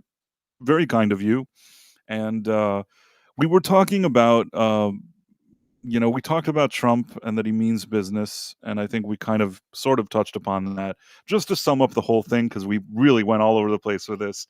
Uh, I think that it's overall positive that he's putting his foot down about stuff. I do think that in some cases he's going to say that he wants something, like he's trying to just scare people. I don't know that in every case he really wants to do stuff, but he wants to keep people on their toes, and I don't necessarily think it's a bad thing. It's better that we have a guy that's vocal and gets annoyed and says stuff and actually has a presence, than not having that. Maybe he's a bit over the top sometimes. Maybe he's a character, but I think that I'm hopeful that he's actually looking to get things done, and hopefully something okay will happen from that. Yeah, there's just so much happening. It's hard to follow it all, It's hard to right? follow it all. Yeah, I It's mean, hard to just when keep we were up. talking, that was just like moments before that. Were like, just recently there was that whole thing in the that said he was going to take over Gaza or whatever it is. It's just like every 5 minutes there's some other weird thing. He just Yep. sits there. Like Yeah. with Biden, you saw him like once a week for 5 minutes. He'd like Yeah. try to read something off a piece of paper. You couldn't understand what he was saying, and he left. Trump is just sitting there, like saying all this crazy stuff 24/7. But what can you do? Yeah. What was I going to say? The Fantastic Four. Yeah. So there was this trailer today. We got that trailer today, and there's also been nonstop clips from Captain America: Brave New World. I feel like I've seen half the movie already. Have you seen like this? Just all of these clips that have been pouring out for Captain America. It's ridiculous. Let me see for a second. But yeah, Fantastic Four. Yeah, I think I actually have Let me share. one up Yeah, here I think I somewhere. have it here. Let me. So we have this with my comment here that I wrote. Why do I get the feeling this Fantastic Four movie is going to suck? That's what I thought when I looked at this trailer. Could you hear it? Yeah, a little loud. Was Bring it loud? down. It's Yeah, not as bring it- loud for me, but Oh, okay, okay. I'll lower it. Welcome to the Baxter Building. We make a point to do family dinner every week. Sunday at 7 on the dot, no matter what. We're all here. Herbie, how's that sauce coming? Yeah, I'll be the judge of that. Okay, there's two things I want to say. A, Pedro Pascal's line delivery there was terrible. I Awful. don't know. I Awful. can't explain why. It sounded like he's reading off a teleprompter. It sounded awful, and I didn't like it. The other thing is, I don't know why the thing is in the kitchen now. I don't like any of this, really. Some that- people may say that visually the face maybe doesn't look bad or something, but you know what? I'm not liking any of this, if you ask me. What do you think? No, so from the start, let's well, we can talk more about total impressions later on, but from the very beginning there, I'm not that impressed by what they're doing. Obviously, they're going, as we've thought, they're going for a period piece, right? We're seeing a lot of period accurate stuff there, but right off the bat, I am not impressed at all by Pedro Pascal. Everything that I saw in this short little teaser has just confirmed for me that he is not right for the role at all. I don't like him there at all. And honestly, I'm not that impressed. Although Vanessa Kirby's, easy on the eyes, I don't really feel her in the role either. Yeah, I don't feel her either. Let's see. Are they? Do they have? Do they have Thing in the kitchen because it's the guy from The Bear? I hope not. This whole thing annoys me. Isn't that the guy that plays him? Is from The Yeah, Bear? I think he's from The Bear. Yeah, I don't know. I started watching The Evan Bear. Moss Backrack, whatever. Yeah, I started watching The Bear, and I think I got through the first half of the first season, and then I stopped. I don't know if that's a good show or not. I kind of just didn't know what they wanted from me, and I jumped ship. I admit it, but maybe I'll give it another chance at some point. The actor is fine, I guess. Why is the thing in the kitchen tasting sausage and shit? Okay, is this guy good or what? Why does he sound like such a lewd dork? I don't know. No, well, it's the thing that voice is just wrong. It's Yes. so wrong. Oh, we got a little gift over on YouTube from Nerd Wars. Your friends at Nerd Wars. Ooh, Erwin, how's it going, man? 5 Price of Reason Live memberships. So Ooh, nice. Thanks, Erwin. That's very kind of you. Yeah, thank That you. is very, very nice of you. Nerd Wars is awesome. If you haven't heard or haven't visited his channel, he does a lot of great stuff. I really like the guy. And on Thursdays at 3 p.m., I usually hang out with him on his channel. We talk about some interesting things. He is kind of a interesting guy. Yeah. He has a pretty cool. tinfoil hat, and he has all these funny things there. This thing that spits out dollars, I think, and then like he punches Grogu and like. And Oh, what is you punching Grogu, you've won me over. I'm punches Grogu? Like he has a doll of Grogu, and like he punches the doll. There's a lot of strange things that go on there, but usually I hang out with him and with Angry Badger, and those guys are cool. Yeah. So Oh yeah, I love Angry Badger. He's thanks, great. Erwin. I absolutely appreciate that. Very, very kind of you. So yeah, the voice, it's totally wrong. They need to do something. They've got to alter it, filter it, something. If he just sounds like just some schlub, He just sounds some like other Paddington dude. Bear or something. Yeah, no, they've got to do something with it to make it a little more gravelly. Garlic. He sounds like such a, I don't want to say bad words. I don't know how to get out of this. The P word, I don't know what. Not because it's not delicious. I just want to add a little bit of zip. This annoys me. This is crappy. I hate this. I hate that he talks like this. No, it just feels wrong. Yeah, but It's wrong. why don't I put Just want to add a little bit of zip. Add a little bit of Okay. oregano to it. Screw little, you. Little zip. No, he's supposed to be rather gruff.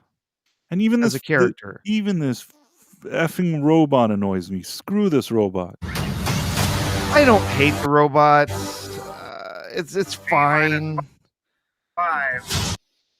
Before we went up the first time, you couldn't turn invisible. Ben wasn't a rock. The best pilot in the world right here. Yeah. Best looking, he means. And Johnny never caught fire. Ben has always been a rock. Johnny is Johnny. Hi. And I am right here. Whatever life throws at us, we'll face it together.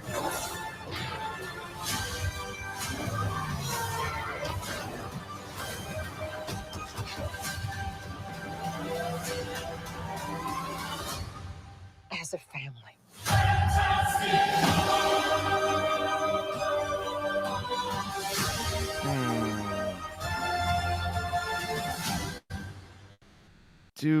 Do we need a choir singing the lyrics? Fantastic Four. It's weird. It's really, really annoying. That was interesting. You get the shot in there of them. Basically, it looks like it's from the Beatles performance on on live television. The first time they performed in the U.S. on the Ed Sullivan Show.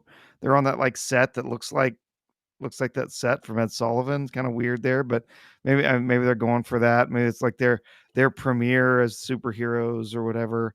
Getting to talk to people who they are. Yeah, most of this just totally leaves me numb to it. There's nothing about it that gets me excited. I will say, props where they deserve to be given. The art direction looks really good. Yeah, it has a certain style to it. I'll give it that. That's the minimum that I'll give here. It has Exactly. Yeah. a certain style.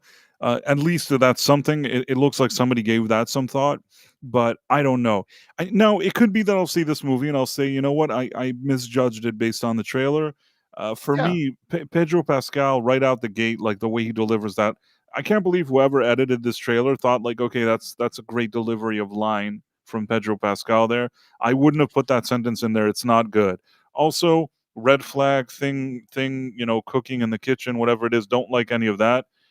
The robot, I could let it slide, in the right context, but Yeah. once you first of all have Pedro Pascal talking like not delivering lines well, then you have the guy in the kitchen, and then you see the robot. So it's sort of like by the time I see the robot, I'm already annoyed, and the robot somehow like some of my annoyance ricocheted off to that robot. You know what I Yeah. mean? Well, you know why the robot's there. Uh, it's just sell toys. Exactly. So that kids That's will be it. like, "Oh, look!" It's just the same like with James Gunn and the dog. Look! There's a little shit. Sorry, Professor. You know what I'm trying to say. Yeah, it's there to sell toys. That's There to the sell only. toys. It's one more action figure they can sell, and it's going to be cutesy, and so they can. Oh, look, it's the cute little robot, whatever. I do like what they did with the design and making the eyes like a reel to reel I tape didn't mind player. it. I didn't I mind thought it. that was clever, but other than that, like I Listen, don't really when care. the movie comes out, it's not that I want it to be bad. I'll give it a fair chance. I just don't. I'm not sure. Yes, Yeah, there's art yeah, direction, whatever. There was something about it also. I these people didn't look like a group that I buy them as a team. I don't know hmm why. yeah, First of all, even Kirby with Pedro Pascal looks awkward and weird. I don't know hmm why it looks awkward and weird, but it does. Uh, for me though, the two things that stuck out that weren't right was number one, Pedro Pascal. That already like lowers my enjoyment from this trailer. If like my enjoyment starts from 100 and then like you deduct points, seeing Pedro Pascal deliver that line, it's already like you drop like 30 points right there. Like that's how much that annoys me. Seeing like the thing in the kitchen, like cooking sauce or whatever it is, at least another 10 points you lost there. So you're like at a 60, you know what I mean? Maybe even a 50 at this point. But again, it could be that I'm just judging this based on the trailer, and then you see the movie and you're like, oh, I get it. This is something actually really cool. I'm not saying it's not possible that it'll be good, but judging based on this trailer, they didn't win me over.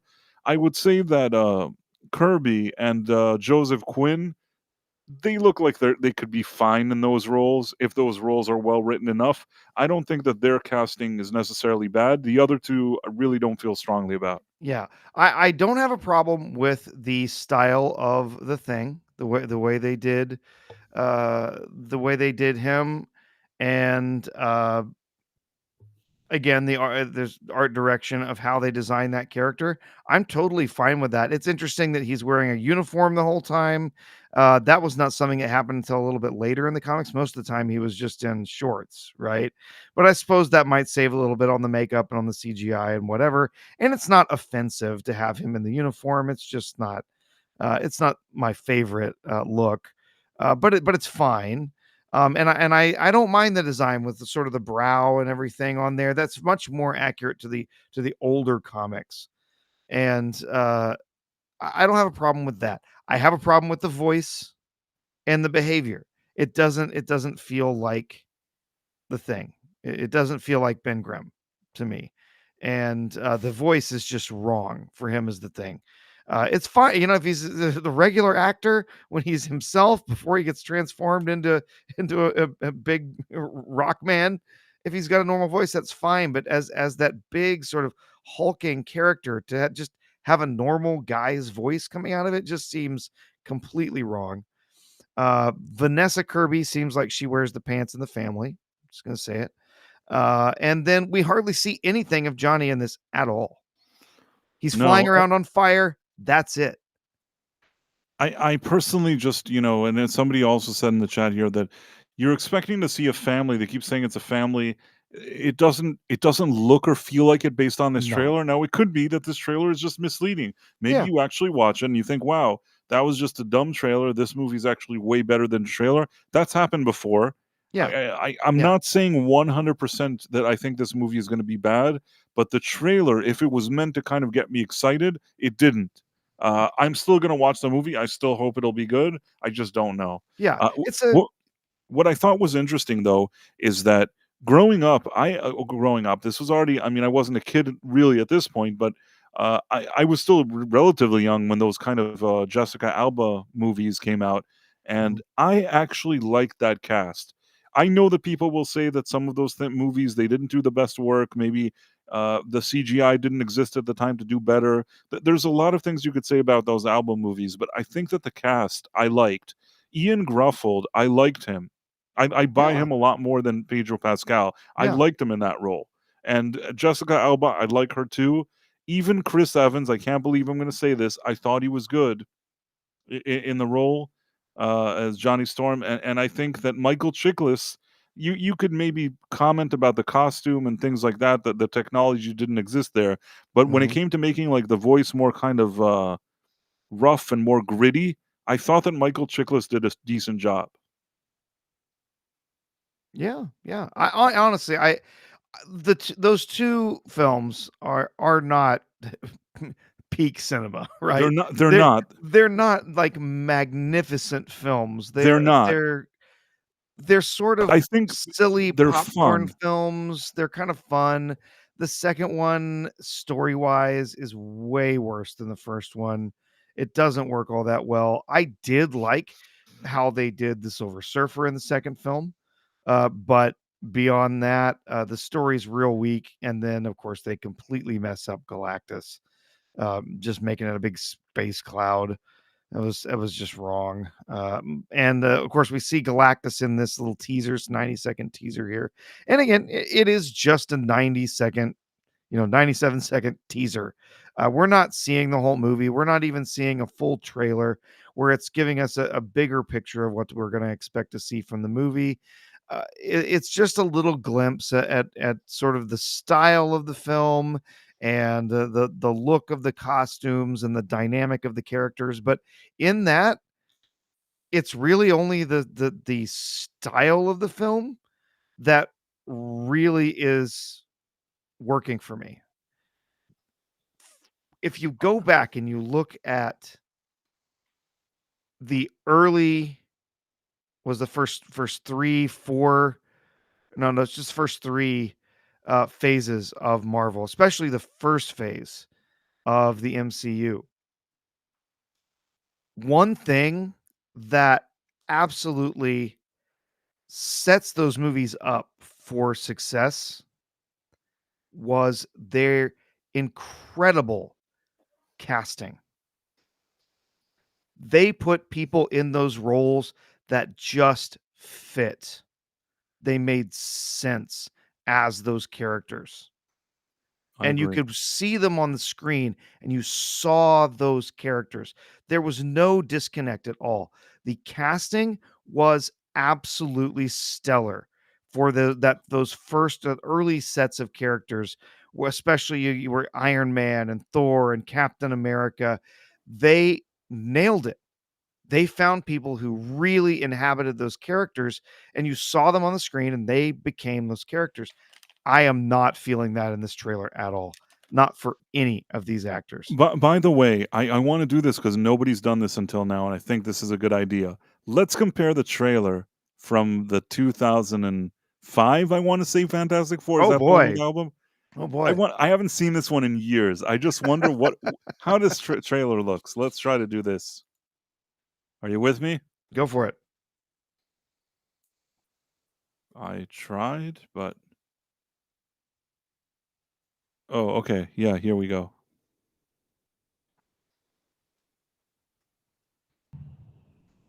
I'm just gonna go ahead and say it. This trailer is 100 times better This trailer is fun. You know what I mean? I looked at it and I'm like, this looks like a movie that I'm gonna have fun watching.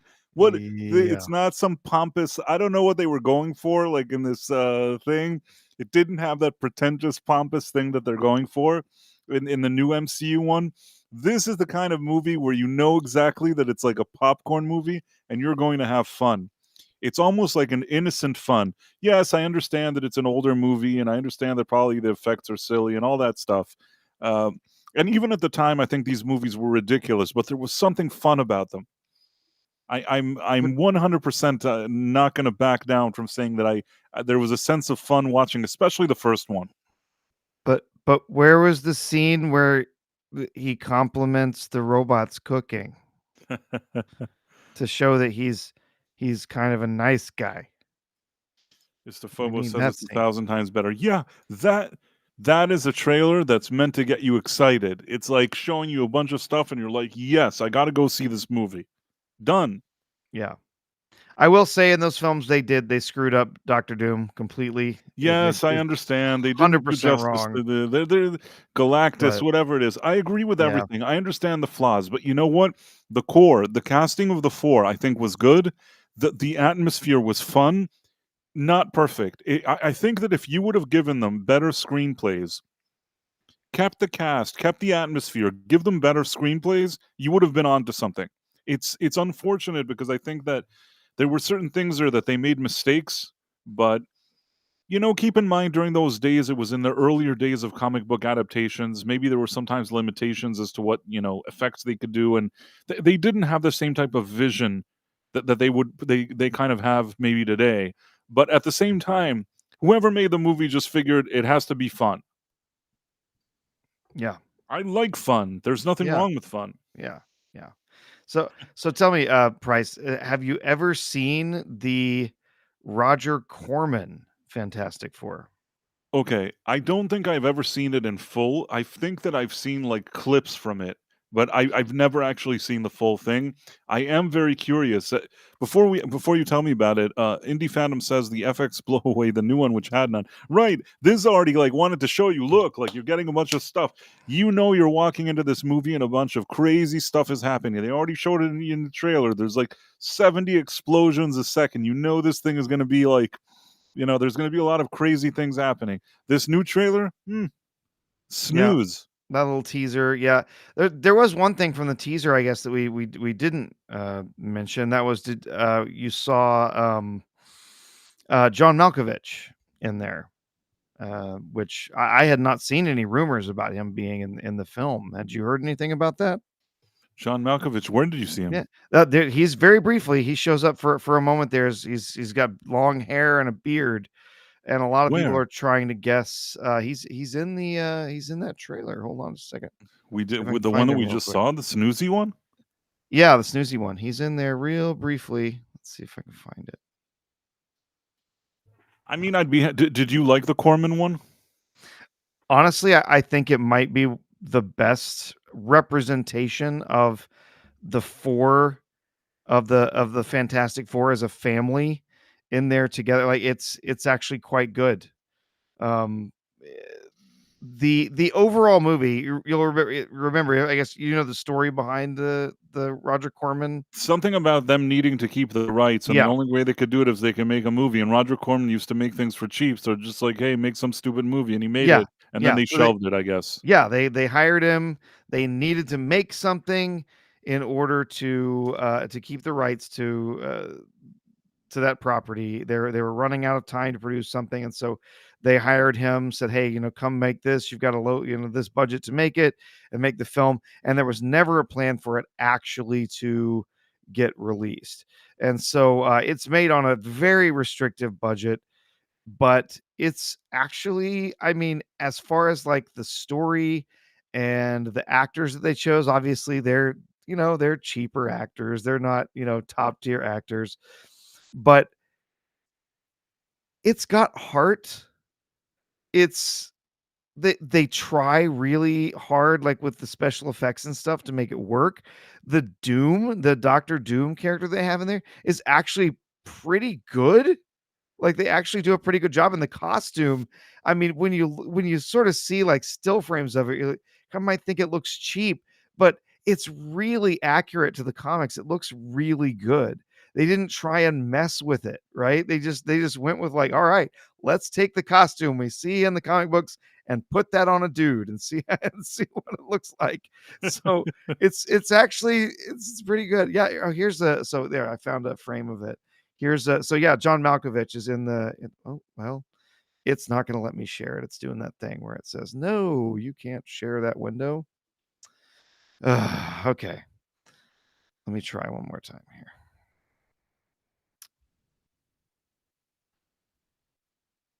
Or if you can you still pull? Do you still have that?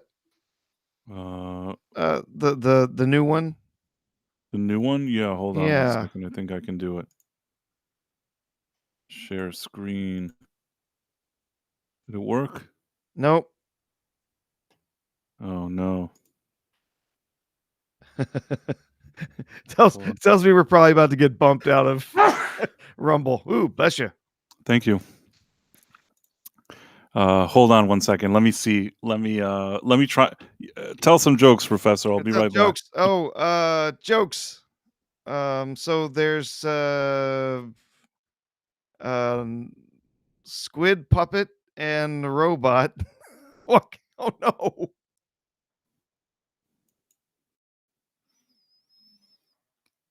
Wait, Professor, what happened to you?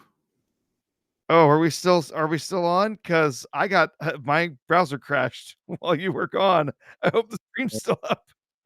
I hope so. Oh, there. Yeah, it looks like it's still up. Hey, everybody.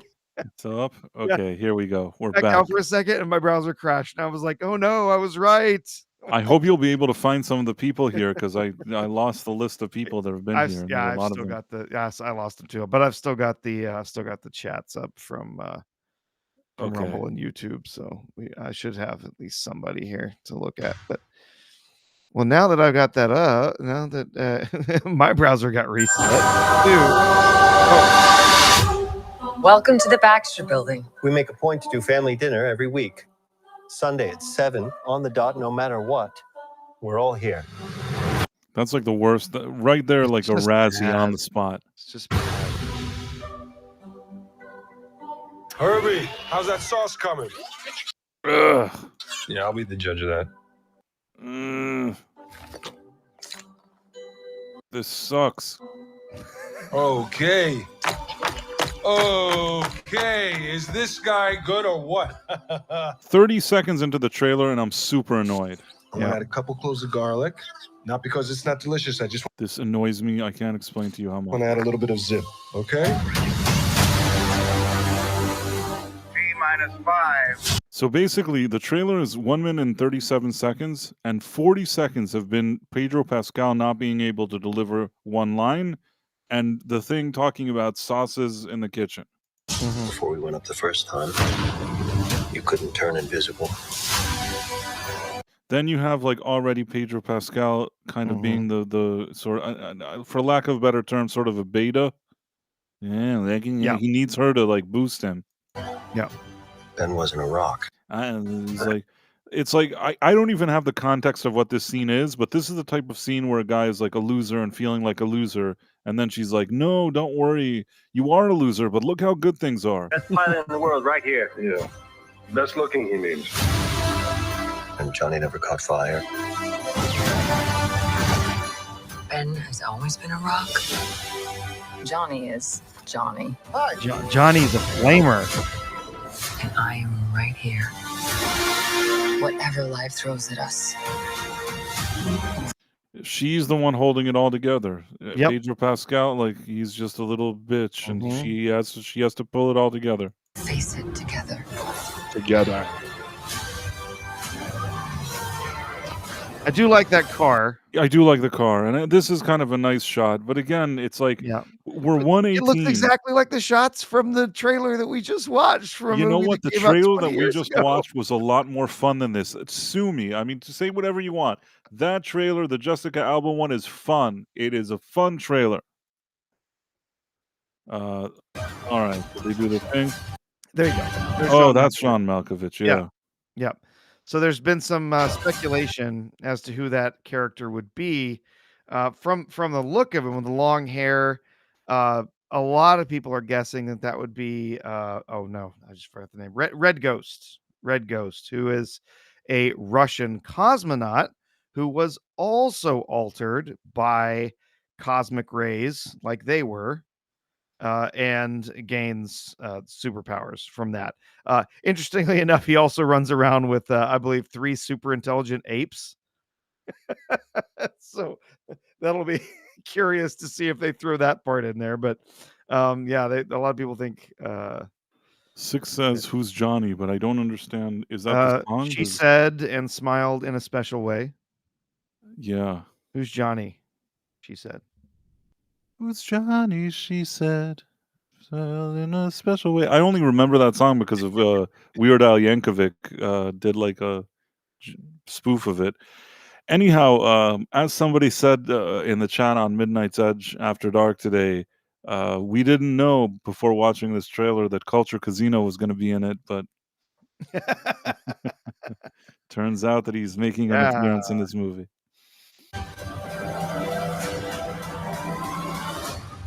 As a family.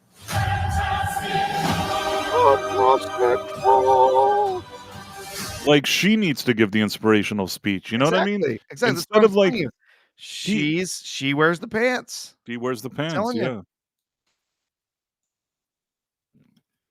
I mean, it's just, I think it's annoying. It's like we're going to get such a beta, a beta Reed Richards.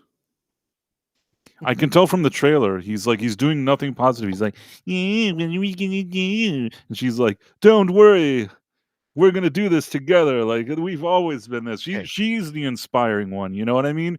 He's just some annoying little bitch, and she's the inspiring woman. Like you said, wears the pants in the house. And maybe that's why they cast Pedro Pascal, because that's really what he plays. Like, yeah. He doesn't really do roles that he walks out and with all this kind of bravado and he really wins you over. At least I don't remember the last time he did a role like that. So, it's always a role where he's kind of like a pushover that people kind of just like push him around. He's not really in charge. Like, oh, he's the man there, but then he lets the girl just take over and be in charge. It's not really, I have Nudic, says she leaves. Finally, a girl boss. Yeah. But so I have $20 on the line right now with Dark Hour over the Superman trailer and the actual Superman film. I've got $20 on the line that says that he will not talk about truth, justice, and the American way. He will not mention it during the film. So I'm gonna put another $20 on the line here. Guaranteed. Okay. Reed Richards, will be working on an equation on a board, doing something where he can't figure out a problem. Only she can. Only she can and fix it. she's going to come along and she's going to tell him, no, wait, well, what if you something, whatever. And it's, oh, you're a genius. I did it. And then he's going to figure it all out because she was the one that was able to figure it out for him. He's not going to be able to do it on his own. He's going to have to be inspired by her in order to solve the problem. So. 6 says, I wear the pants in every relationship I've ever been in. I don't see the problem. That's perfectly fine, but I don't think it's right for this movie. Yeah, I don't. Just doesn't work. It doesn't work. I feel people mentioned chemistry. You're right. I don't feel the chemistry between these actors. I just don't feel that same synergy. Well, no one's taken me on the bet yet as to Phobos. If you want to take me that Pedro Pascal has any chemistry with any woman in anything I've seen him in, because he always plays that kind of like subdued, weaker male guy, and I don't know. It never just looks like he has chemistry. That's just my opinion, of course. What do I know? Yep. No, it's Phobos asking who was dumb enough to take me up on that bet. No one's taken me up on that bet yet. I just put it out there. It was Dark Hour that took me up on the other bet about Superman. I see. But yeah, yeah, like I said, I think one of the most important things, one of the things that made the MCU so successful was the casting. You could feel those characters in those roles. It was, in some cases, just inspired who they got in those roles. Sometimes it was people who weren't really that established as actors or actresses that came in and took roles and then just completely just became those characters, and it was brilliant. And that really sold the MCU. It really, it really got you into the characters, and I don't feel it with any of these people. I just don't. Yeah, no. I guess we'll see what there'll be another, we'll get another trailer, a full-on trailer probably. Gosh, this comes out when? July? July 25th? Yeah, July 25th. So probably see a full trailer in late April or early May. So I guess, when that hits, we'll wait to see what we get from that. But yeah, this does not quell any of the anxiety or the fear that I have about this movie being a train wreck. It certainly doesn't make me excited. I mean, I'll give it a fair chance. I Yeah, always say this. People think that I'm just a jerk and I want things to be bad. I actually want it to be good. I like the Fantastic Four. I want it to be good. I'm just saying that yeah. it's hard for me. We've been disappointed so many times with the MCU in recent years. And I just, they don't have my automatic trust. It's not a situation anymore that I'm Oh, like, not anymore. probably be No. kind of cool. Like they don't have my trust at all. They have to work very hard to earn my trust. So right now, this thing just looks like whatever. Maybe it's not enough. Maybe 1 minute and 37 seconds, 40 of them are crappy, 40 seconds at least. So maybe 1 minute isn't enough for me to evaluate if this is good or not. But I'm sure Disney understand that this has to be good. They got a lot riding on this. Disney, you know, when does this come out? Do you remember? July 25th. Yeah. This is a huge movie for them. Oh, yeah. I'm sure that they're desperate for this thing to do well for them because I don't think that Captain Falcon is going to do very well for them. No, I don't think that I Snow think this White. is make or break for Yeah, I them, don't think that Snow honestly. White is going to do anything special for them. No.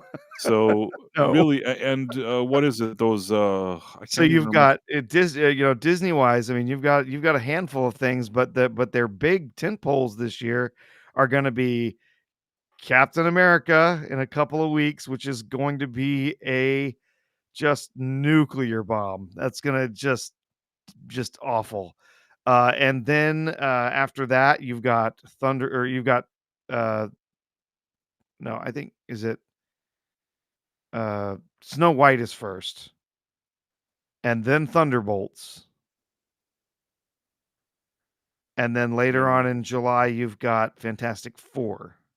This all sounds awful. By the way, did Brie Larson say something today that somebody liked?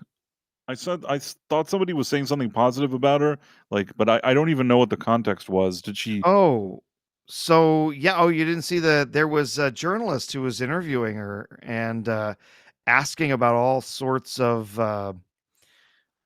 politics stuff and feminism and women's representation in film, stuff like that.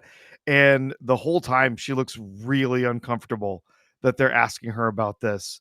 And eventually she sort of gets to a point, and they're asking, she's like, I can't remember exactly what she said. We'd have to find it, but Well, let's find she this thing now. she Now I says have to see it. essentially, like, I think it would be bad for me if I answered your question. Like, she doesn't want to talk about So she learned feminism something. She and stuff. actually learned something. Like, yeah, like it's kind of funny. Like, it might hurt my career, it might be bad for me, something like that.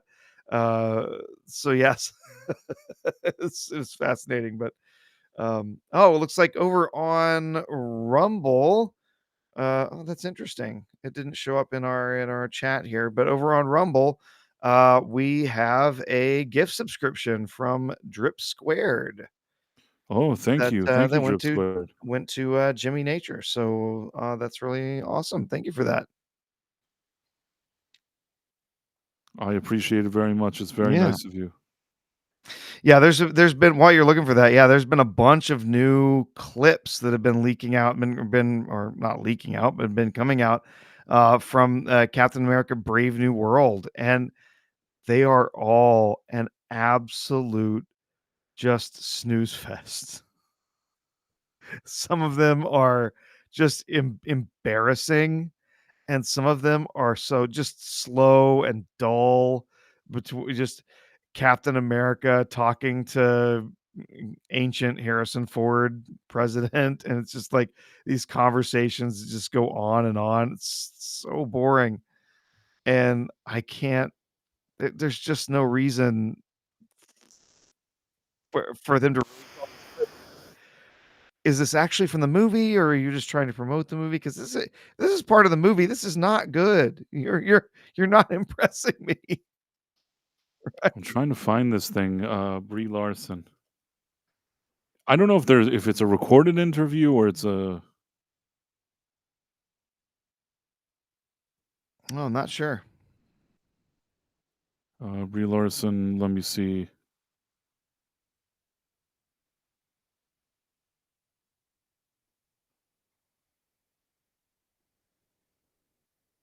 Oh, I see. I see what you're talking about. I don't know if there's a video version of it, but let's share this this article version. So basically, this is like Yahoo Entertainment Cinema Blend, whatever it is. So there's something. I guess it's in the Telegraph. Yeah. But when asked why some men were threatened by her casting, Larson responded, "I don't know. I don't pay attention. What I would like to see is that by continuing this conversation, you are putting me in connection with something that is nothing to do with me." And then there was something else. Larson may not pay attention to that conversation, but that doesn't mean she's looking to start it up again. When pressed on the topic and if female superheroes get pigeonholed, she reiterates that there's no right way to answer the question, saying, "I don't think there's a way for me to answer that without it becoming a problem for me." Yeah. Very, very different from some of the very outspoken things that she's had to say before in I th- other interviews and other settings. So I think that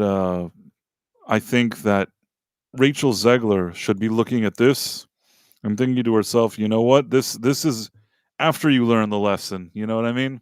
mhm. Nothing good came out for Brie Larson for what she came out and said at the time and did. Honestly, I think that in Brie Larson's case, similar to what happened with Rachel Zegler, in the sense that she was quickly given awards and everybody was telling her what a beacon she is for feminism and things like that. Sometimes these people, it goes to their head and they live in some stupid bubble. I think I have some minimal empathy towards Brie Larson. I actually, if you look at my channel, aside from maybe my review about the Marvels and maybe one other video, there aren't a million, Brie Larson videos throughout the years on my channel. There's something about her that I can tell that she was in a bubble and just fed really, really bad advice from people. And I feel like these days, just by her answers here, she understands. She understands that you know, that people at the end, whatever lesson that there was to be learned here, she seems to have learned something. Make of that what you will. Well, I guess we always learn, or we always hope that people do learn something, right?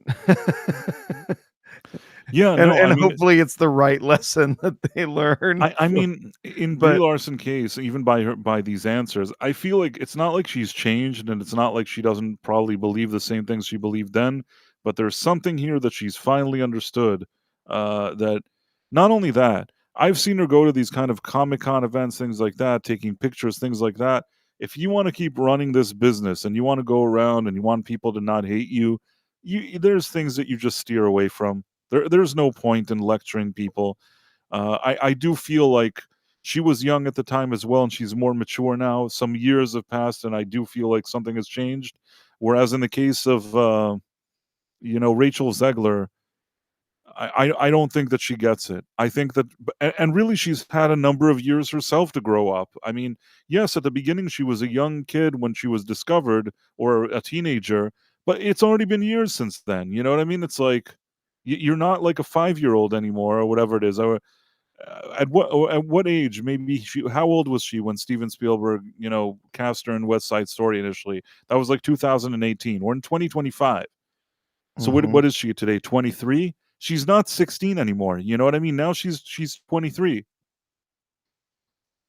Like Yeah. at some point you can't just say, "Hey, I'm a stupid young lady that doesn't know what's going on." At some point you can't do that anymore. Like, you can get Well, at away with some it, point, like, at the yeah. beginning, and I did feel bad for her, though. Just so you know, as much as she's annoying, there were moments that early on I felt bad for Zegler, just because I thought to myself, "She doesn't have the right people around her, she's immature and stupid, and she's making mistakes."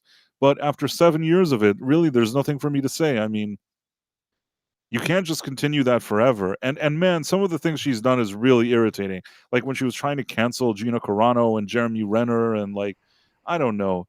Every time that she could do something that's just really, really annoying, like how much she loves all those watermelons and she hates the Trump people and all that stuff, it's too much. Mhm. It's kind of hard, and you can say, "Well, she's young," but you know what? It really, really, I feel like she has a much more difficult path to kind of being less disliked than Brie Larson did. If you think about it, compared to Rachel Zegler, somehow Brie Larson is more tame. I can't believe I'm saying that, but I actually think that. Yeah. Yeah, Brie Larson, yeah, and well, I don't know, Brie she's Larson now. definitely done plenty of damage to her reputation, but at the same time, I think on Brie Larson's side, I think Brie Larson actually has some talent. I think she does actually have some acting talent where I don't think Rachel Zegler actually has that. I'll tell you what, Rachel Zegler, I think she can actually sing for whatever, that is worth something. I do think Sure, she can sure. sing. And um, what I'll say is that I think that if she did like a career on Broadway or something, it may be fine.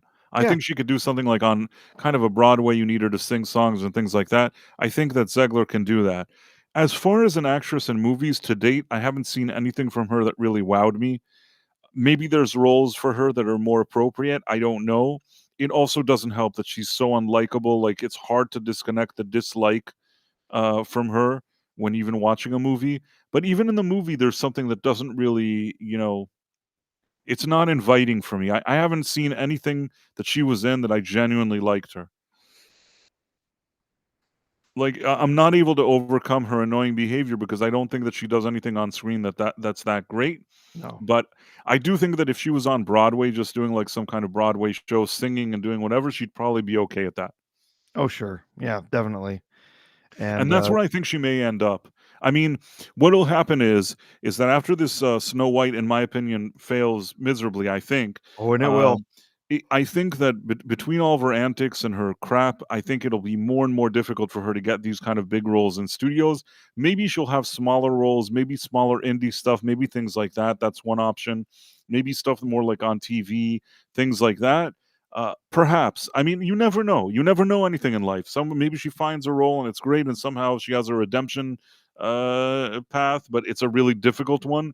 More likely, if I had to gamble, I would say that this is the type of person that quietly, takes a step back from like major roles in film and and high profile production, goes more for stage stuff. In stage, you need somebody that could sing, that could do this kind of over dramatic acting on stage. I think that she could do it. And maybe Yeah. that's always what she's been, this kind of, I grew up, there were some people that can be considered like theater kids or whatever you want to call them. Usually those theater kids are very snobby and annoying. You know what I mean? Like I'm serious. I mean, there's no No, other I way for me to I say it. know exactly what you mean. They're like snobby and annoying, and you look at them, you just get annoyed. You're just in the proximity to them. They annoy you. She's that type of person. A lot of those people. I'm not saying everybody on Broadway is not it's snobby or bad or anything like that, but a lot of those people end up in that kind of setting. I think that's the perfect setting for her. There, she can go and be all snooty, and they'll all be snooty with her, and they can all do their snooty thing together, and it's going to be fine. And also, the kind of people that go see these Broadway plays, they're not thinking about like franchises or ticket sales or like they're going to see like song and dance and show tunes and crap. And I think that like it'll be fine. She could do that. She could genuinely do a career in Broadway. I really think that. And maybe that's the place for her. That's the only place that could like tolerate her snootiness. Yeah, it's the place where she would fit in with her people, and, and perhaps be Um, appreciated for her absurdity. Istophobos says Zegler can Broadway sing, but her voice isn't pleasant. I don't know. I think from what I can tell, I think that I think she could sing. I don't think her voice is bad. I'm trying to think pleasant. Here's the thing. Usually when somebody sings, you also feel kind of their soul, their energy, and their character. And if I needed, songs that are more cool and more like, the kind of songs that I would listen to at home, I don't think I'd want her to sing them because I think that I would get annoyed because I would feel like the negative energy from her. But for a Broadway play, I think she's probably like a shoe-in. I don't know. That's my personal opinion. Mhm. And by the way, Brie Larson, I'll tell you what. I'm not saying she could do every role, but there was a movie that I once saw. I don't know, it was like in the middle of the night on TV or something like that. I think it was like Michael B. Jordan was a lawyer for some guy in the South. It's like an old something that happening 30, 40 years, 50 years ago, who knows. Mhm. And there's Brie Larson is like somebody he meets there and she's trying to help him or work with him or something like that. Now in the movie, she's sort of like this timid secretary or something like that. And I actually thought that as a character actor that played in that role, I thought she was pretty decent. I thought to myself, this is totally like, this kind of quirky, shy secretary thing. I thought she did it fine. You know what I mean? I didn't think that was bad acting. I think that there were roles that she could have done fine, but they gave her immediately, like at the age of like 5, they gave her like an Oscar. I don't know how young she was. Like she did like one movie. They're like, "Here's your Oscar, Miss." I generally think you shouldn't give these type of awards to very young ladies because if you give it so young, they don't appreciate it and they don't continue to work and build their craft. I think that Brie Larson foolishly thought that that award means that she's like can do anything she wants in the world, and that probably was to her detriment, in my opinion. But at the end of the day, what I'm trying to say is that in this movie with Michael B. Jordan, I thought that Brie Larson was fine. Mhm. And I'm sure there's other roles she can do. The problem is making her this like big superhero and this and that. I think that wasn't good, and she didn't help with her personality and the way she No. interacted with customers and fans.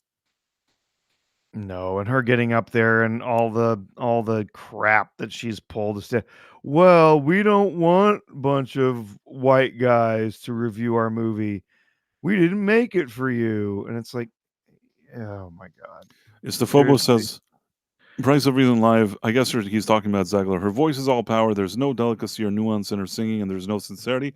I'll give you that. Sometimes on Broadway, you kind of accept that. You just need the person to be able to belt the notes and do the thing. Yep. You're not looking for that like personal connection and like that the singing on Broadway reaches into your soul. I think that they're singing. You're watching a bunch of annoying show tunes in an annoying setting, and in that case, that is a good setting for her, in my opinion. See, when I listen to like Ella Fitzgerald sing "Summertime," I feel something because there's something very genuine in her voice. That's really something special. But Rachel Zegler isn't Ella Fitzgerald. You just throw her in some stupid like a chorus line or like uh, what's it called? Uh, I can't even. What kind of things on like the most cheesy one on Broadway? Give me something. Oh, cheesy. Oh man, when I think of Broadway and crap, I always think Cats. But I don't know. Right, Cats. But I'm thinking, there's one that's on my mind, and I can't think of the name of it. But it doesn't matter. You get what I'm trying to say. Rent. Rent. Think of like the most annoying, crappy thing on Broadway that like all the tourists go to, and it's a piece of crap. Put her in that Wicked. one; it'll be fine. You let her sing along with like 5 other annoying, snooty ladies. Sing Yeah. those annoying songs. Everybody will be fine with it. They're not looking for somebody to reach into their soul there. You No. know what I Yeah. mean? Yeah. Yeah. Let her go do the vagina monologues or something. Anything. She is going to We'll do get like if I were her, if I'm like if now you tell me you're her manager, you have to advise her what to do. The second that like Snow White flops, and that's probably why she's doing now Broadway or doing something now, Romeo and Juliet. She's already kind of laying the groundwork. If I'm her manager and Snow White flops, I tell her, listen, take some time, go to Broadway, do like the cheesiest, stupidest thing you can do there. Everybody will love you there. Just go there. And that's what I would work on doing. You could go to Broadway and say, well, she was in this production, she was in that production. She has some kind of resume that could maybe interest them. Meanwhile, it's enough to get her maybe on stage in a few of those shows, and I think she could find her footing there. That is the only place that will tolerate her. Sure. Yeah. Just my opinion, of course.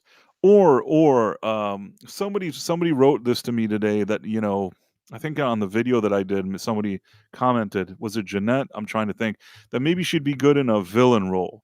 Like if you have a movie where you need like an annoying, young lady that's just a complete, sorry, Professor and Sean, bitch, and she's an annoying young bitch, you put her in that, maybe you can get away with it. Maybe you can get away with that. Yeah. It continues to be hilarious that they're putting her up against one of the most beautiful women in the world, and she's supposed to It's be ridiculous. the fairest of That them was so all. ill-advised. I mean, really, in a sense, like I have to say that I feel, I don't want to say I feel bad for Zegler, but I mean, I I don't understand what they're thinking to themselves. The one that plays Snow White has to be the one that you think is prettier than the other one.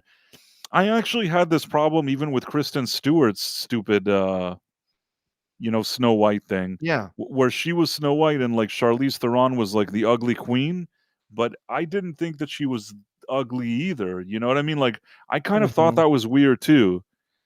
But and Kristen Stewart, really, I don't think very highly of her. But I don't know. I mean, that one was a stretch as well, but somehow I don't know. Maybe the discrepancy feels even bigger with Rachel Zegler and Gal Gadot. I don't know why it feels bigger, but it just does. Yeah. Honestly, I don't think either of them are particularly talented as actresses, but uh, Gal Gadot's quite the looker. She's Gal, very Gal, attractive. Gal Gadot has two things, in my opinion. One, I think that she looks fine, and then the other thing is, she has a pleasant demeanor. There's something pleasant about her. You Sure. watch a movie I with get that. her, she gives off a good vibe. I don't really know how else to describe it. Sometimes, like you have people like that. I mean, Dwayne the Rock Johnson built a career on the fact that he just walks around, smiles, and people kind of like him. I think he kind of kept doing the same role over and over again, and at some point it started getting annoying. But I'm saying, like, sometimes you have people that have a certain vibe and a certain energy and a certain look, and people just like that, and they can get very far just with that if they have that kind of vibe.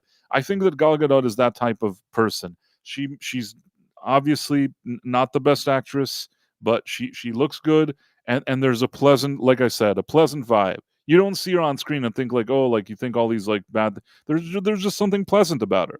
That's good too. That's a good quality for you to have. Not every actor has to be like Laurence Olivier. Yeah. But at the same time, I don't know what she's doing in this movie. Why did they think she'd be the evil queen? I really, it's such Yeah. a weird casting choice. So I don't strange. see it. So strange. And yeah, just hearing all of the apparent animosity between the two of them, like while they were filming, and then all the stuff that has happened since with uh, you know, Rachel Zegler supporting the people The who love watermelons, yeah. watermelons, But and why? What happened with them on set? I don't even know what supposedly happened with them on set. I get they just didn't get along on set, and apparently there were times when they like didn't even want to be on stage with each other when they didn't have to. So it's I you never know about some of those stories you hear about things that happen behind the scenes, but it wouldn't surprise me given how vocal she's been about certain political things. and Gal Gadot not really Right, but I think at the time that they filmed it, collecting like with that. were they even talking about that? I don't know. Oh, I I don't think know. I I don't know. I assume that Gal Gadot tried to be as professional as she could. I feel like she seems to have a reputation of being on set and trying to make things work. She doesn't. As far as I've heard today, she doesn't seem like a troublemaker. I couldn't say the same about Rachel Zegler, which usually is the person that makes trouble. If you ask me, and I have no way to prove this, I suspect that Gal Gadot is extremely regretful that she took on this role. Probably. I mean, man, this probably at the time it was just like, hey, do you want to be in this Disney movie? And you think great, and they probably offered her a decent salary, and she's like, great. And they said there's this young lady, Rachel Zegler, great. And man, I assume that now she's sitting around, she's thinking, if I only would have not taken this stupid role. Yeah. Like nobody needs it. It's not like she's like, how should I say it? She's not like, she has enough money, Gal Gadot. You know what I mean? Like I'm sure they paid her well Oh, for this certainly. movie, but if she does this movie, or if she doesn't do this movie, or if she would have done a different movie, she also would have made like, some okay paycheck. And I'm sure she regrets it now. I'm at least 90 something percent sure. Yeah. Well, what else we got? Hey, tell you what. Let's see if if I can get you excited about Captain America 4 coming up here in a couple weeks, Price. All right. Let's go. see if you can get excited here. You and I haven't always agreed on how much latitude. Oh, I saw this stupid thing. But yeah, let's see it. What you've accomplished has given me reason to reconsider. What has he accomplished? Nothing. I mean, is it something in the movie? Because outside of the context of that, it doesn't make any sense because he hasn't accomplished jack. Done nothing. He told the senator that he has to do better. Yeah. Captain America, to help me rebuild the Avengers. The Avengers? Yes, sir. They all did. With all due respect, sir. When you passed the Sokovia Accords, you tore the Avengers apart. Why the change of heart? I represent all Americans now. Hell, half of them wouldn't even be here without the Avengers. The country needs this. And when we disagree on how to manage a situation, what happens then? Figure it out together. Yeah. The whole point of this clip is just a member berry of the Avengers. And even this idea that you'll go see this and it has something to do with the Avengers, or he'll assemble them or do something. But the truth is, this is just a scheme. They released this clip because they want people to think, oh, this has something to do with the Avengers. I got to go see this movie. It's a ploy. This has nothing to do with the Avengers. This is just a bullshit maneuver. Not even a little. What about some action? Let's get you excited. Not that hard. I heard your rib go. You need a minute? Nope. Let's get this over with. I got shit to do today.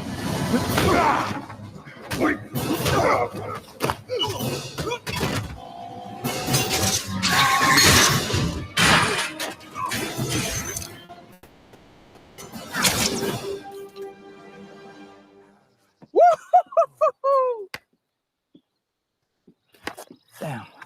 Nobody saw that. Wow. It's not like the new Falcon. That would be the new Falcon. This is so stupid. Latin American Falcon who stops and did a little dance in the street and then says, "Oh, nobody saw that." What? This is so annoying. Is there more crap? Yeah. Package is secured.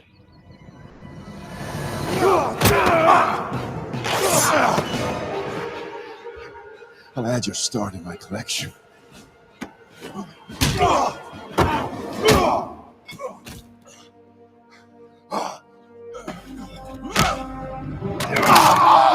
Need a minute?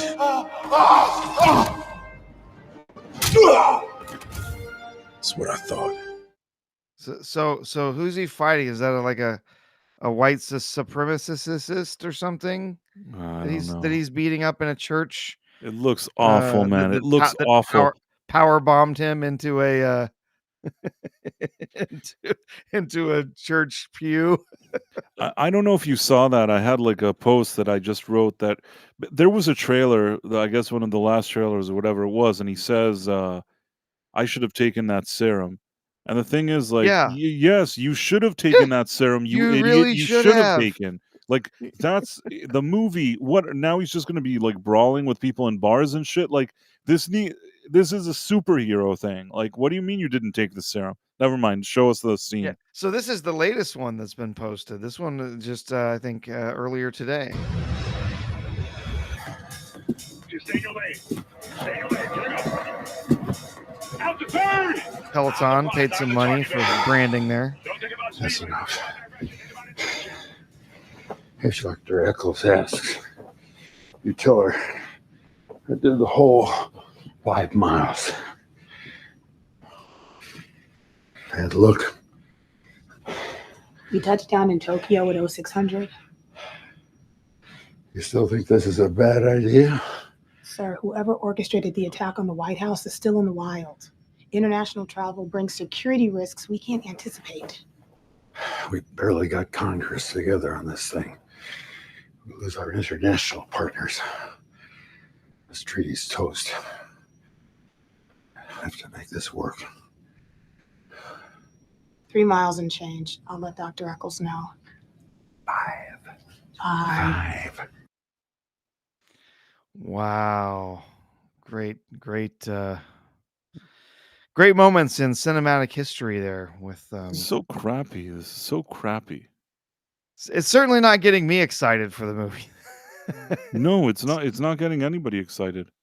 By So the it way, says whatever platform you're on, you should do a like. Always good to hit the like button and follow us and subscribe and what have you. It's all good stuff. You should totally do it. Totally. And yeah, so I'm not excited. This thing, there's nothing I've seen until now that's getting me excited. They're really trying to like push the thing. Oh, we got Harrison Ford. Harrison Ford himself is no spring chicken. It's fine. I mean, I still think he's a good enough actor and all that, but he's not going to save this movie.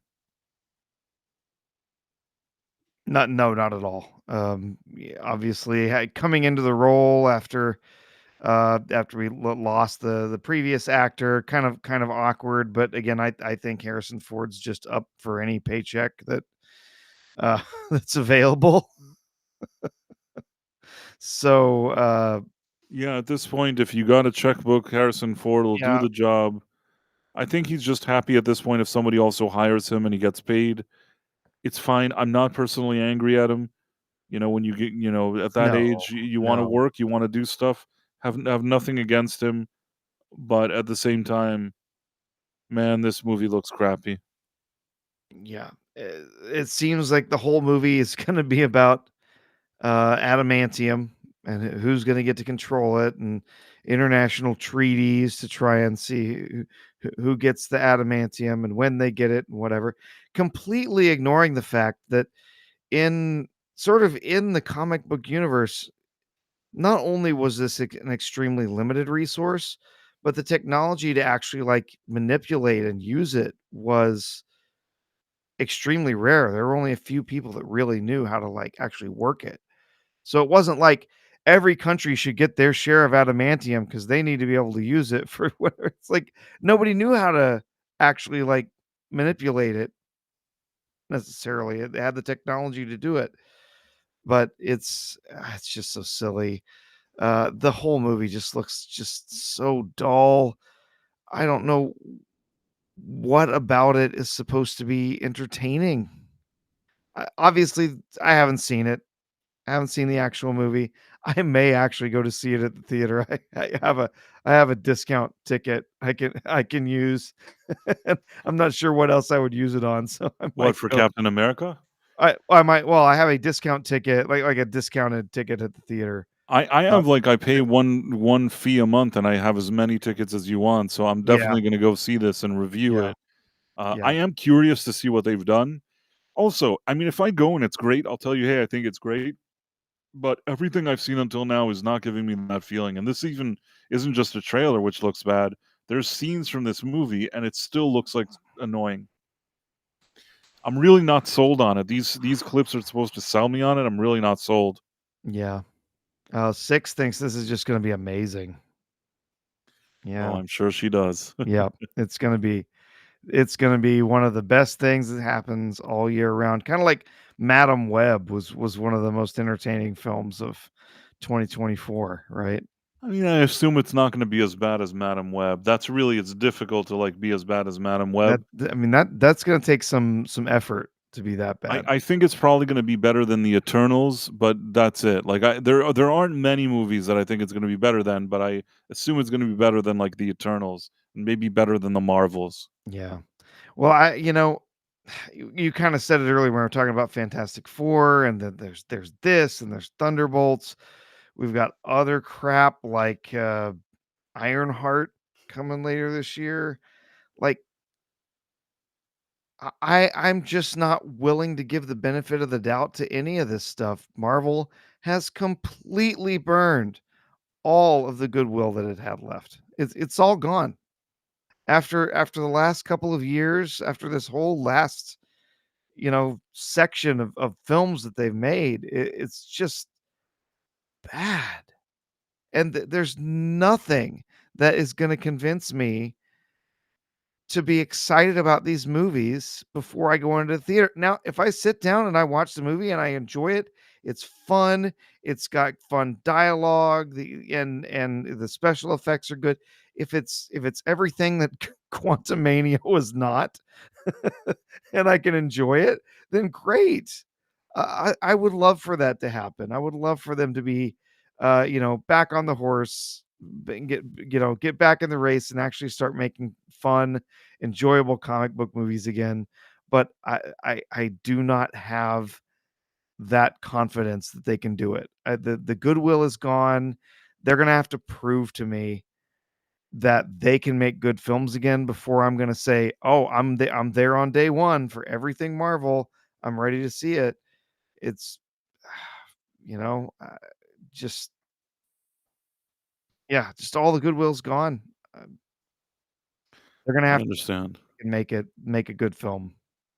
And by it's the gonna way, gonna have to take like 3 or 4 films in a row, of being really good before I'm gonna be able to say, yeah, they've done it. It's happening. Marvel's back. Marier says Barbie was pretty bad. Yes, it was.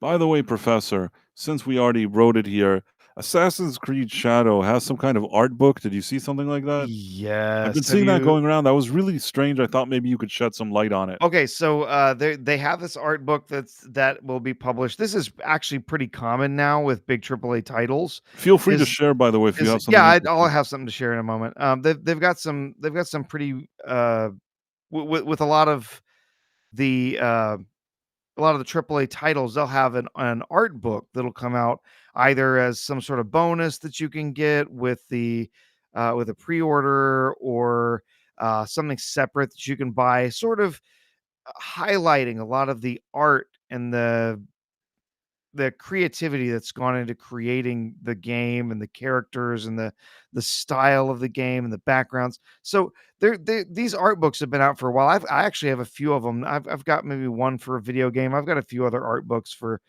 films and stuff like that, where you get to see some of the behind the scenes, the art that was being created while they were sort of mocking up, like, what their universe was going to look like and what their game was going to look like, their character design and so on.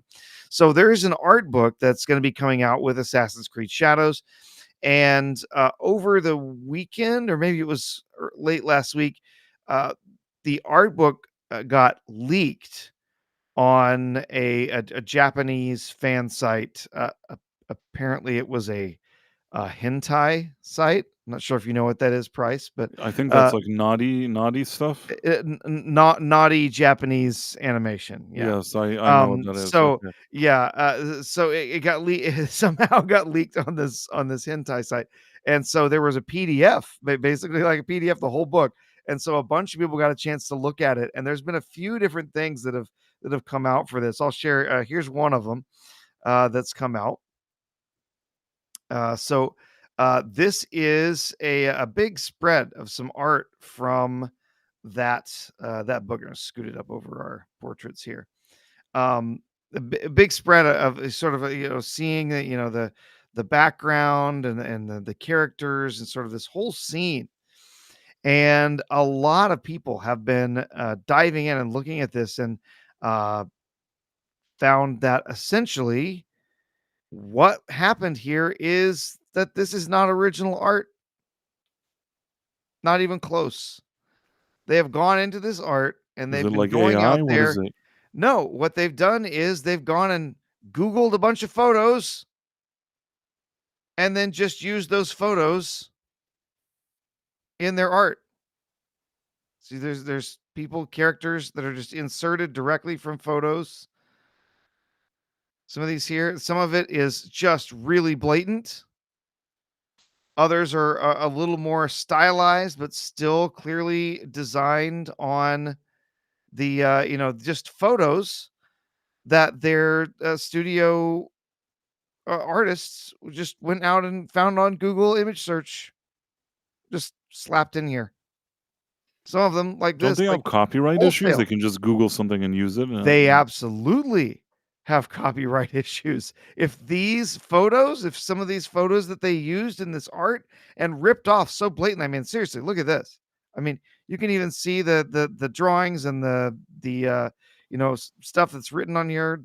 If there's like some kana or some other Japanese writing, like this is just copied and pasted right into this, and then they colored it up a little bit, stylized it a little bit to fit in with the coloration of the scene. And there's a whole bunch of other stuff too. If they can show, and pretty easily can, that they've just copied and pasted a whole bunch of art that they found, a whole bunch of photos that they found online, and then just decided, oh, I'm just going to use these in my art, like that could be a copyright violation if these photos have copyright on them. Here, I'll show another one here. Let me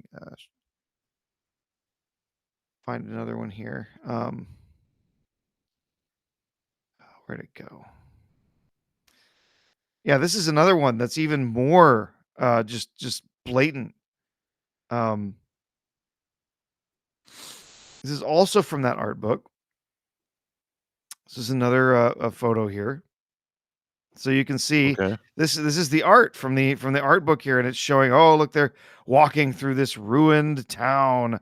Oh, well, they just did a reverse Google image search, use some stuff, and look, there's a Google image of this collapsed, building in Japan, where they literally just took it, all the debris and everything, the angle of everything. It's just copied and pasted right into their art. I mean, see what you mean. It's identical. It is. And I got you. There's this building up here. They took that picture, copied, pasted that in. The angle of some of the stuff that's falling off of it, all the unbelievable. The That's so lazy. That is the so artist lazy. just copied and pasted this stuff in. So this is actually Savvy. You might know Savvy. She's on YouTube. Yeah. But this technique is called photo bashing, right? That comes off of the idea from kit bashing, and they just like kit bashing, where you take a bunch of different plastic models and you just take all the bits and pieces and you glue them together into something else, right?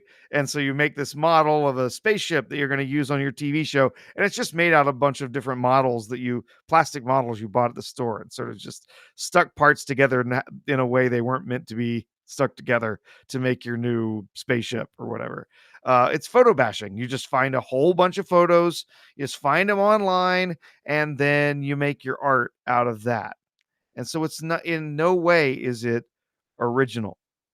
So yeah. And no, I was not visiting the original site, Void King. Thanks. No, I was not on the hentai site looking looking stuff up. No, these have been shared on X and a few other places. But yeah, you can see just how lazy it was for them to create this stuff. They just went and found some photos online and used Photoshop. We slapped it in there, and then they sort of put an extra coat of paint on it to make it look a little bit better. It's lazy, and it's frankly, if this stuff is not free of copyright, it's theft.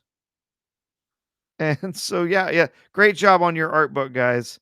You just managed to rip off a whole bunch of other people's work and There's present just it such as your own. stupid people working there. It's so, you know, I don't want to be mean, but any failure they get, they've earned it. Oh, absolutely. And I do think I think there's a very good chance that Assassin's Creed Shadows will be the last game released under an independent Ubisoft. I think I tend to agree. afterwards it will be such a failure, and after already failure after failure that they've Stephen Mack run says into. a 15-year-old in Indonesia probably made them on Fiverr for $10. You're probably right. You're That's what not it looks like. wrong. Yeah, that's It's kind of what it entirely looks like. possible. Yeah. Um, so yeah, that was pretty bad. There's been a few other things that have been happening in gaming over the last few days. None of them have been particularly mind blowing, except that it's been found out now that if you might remember, we talked about the director of Dragon Age: The Veilguard, that the they them transformer person who was in charge of Right, yeah, Corinne Bush or something. yes, Corinne Bush, formerly Andrew Bush, has been hired now by Wizards of the Coast to help make Dungeons and Dragons video games. Yeah, they've already destroyed that. They're on the way to destroying that one, and they keep doing their crap. It's like I guess they wanted to expedite the process, so they added this Corinne Bush. Before we go on, I want to say that something popped up here. It said that Real Wade Nation Gaming Clips has been a member for 1 month. Istophobos has been a member for 3 months. Stephen Mack has been a member for 2 months, and DJ Play Nice has been a member for 2 months. So you guys are awesome. Thank you. Suddenly it popped up. I don't know. Oh, now it says Professor R2 has been a member for 4 months. Yeah, How do just these things pop up? I don't even know how that works. That's just the member chat that you get once a month. Yeah. And then you have to click it.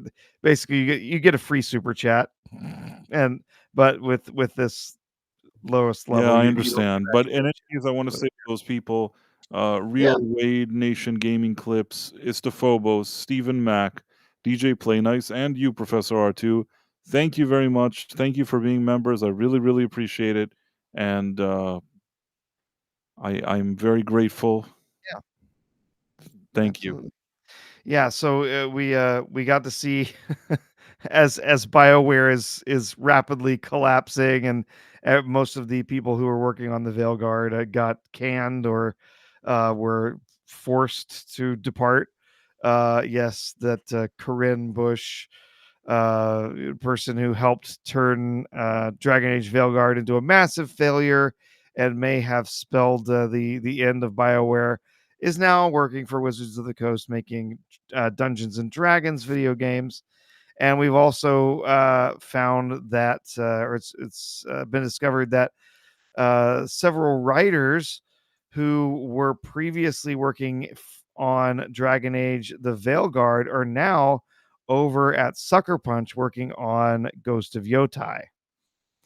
So that might be completely screwed now too.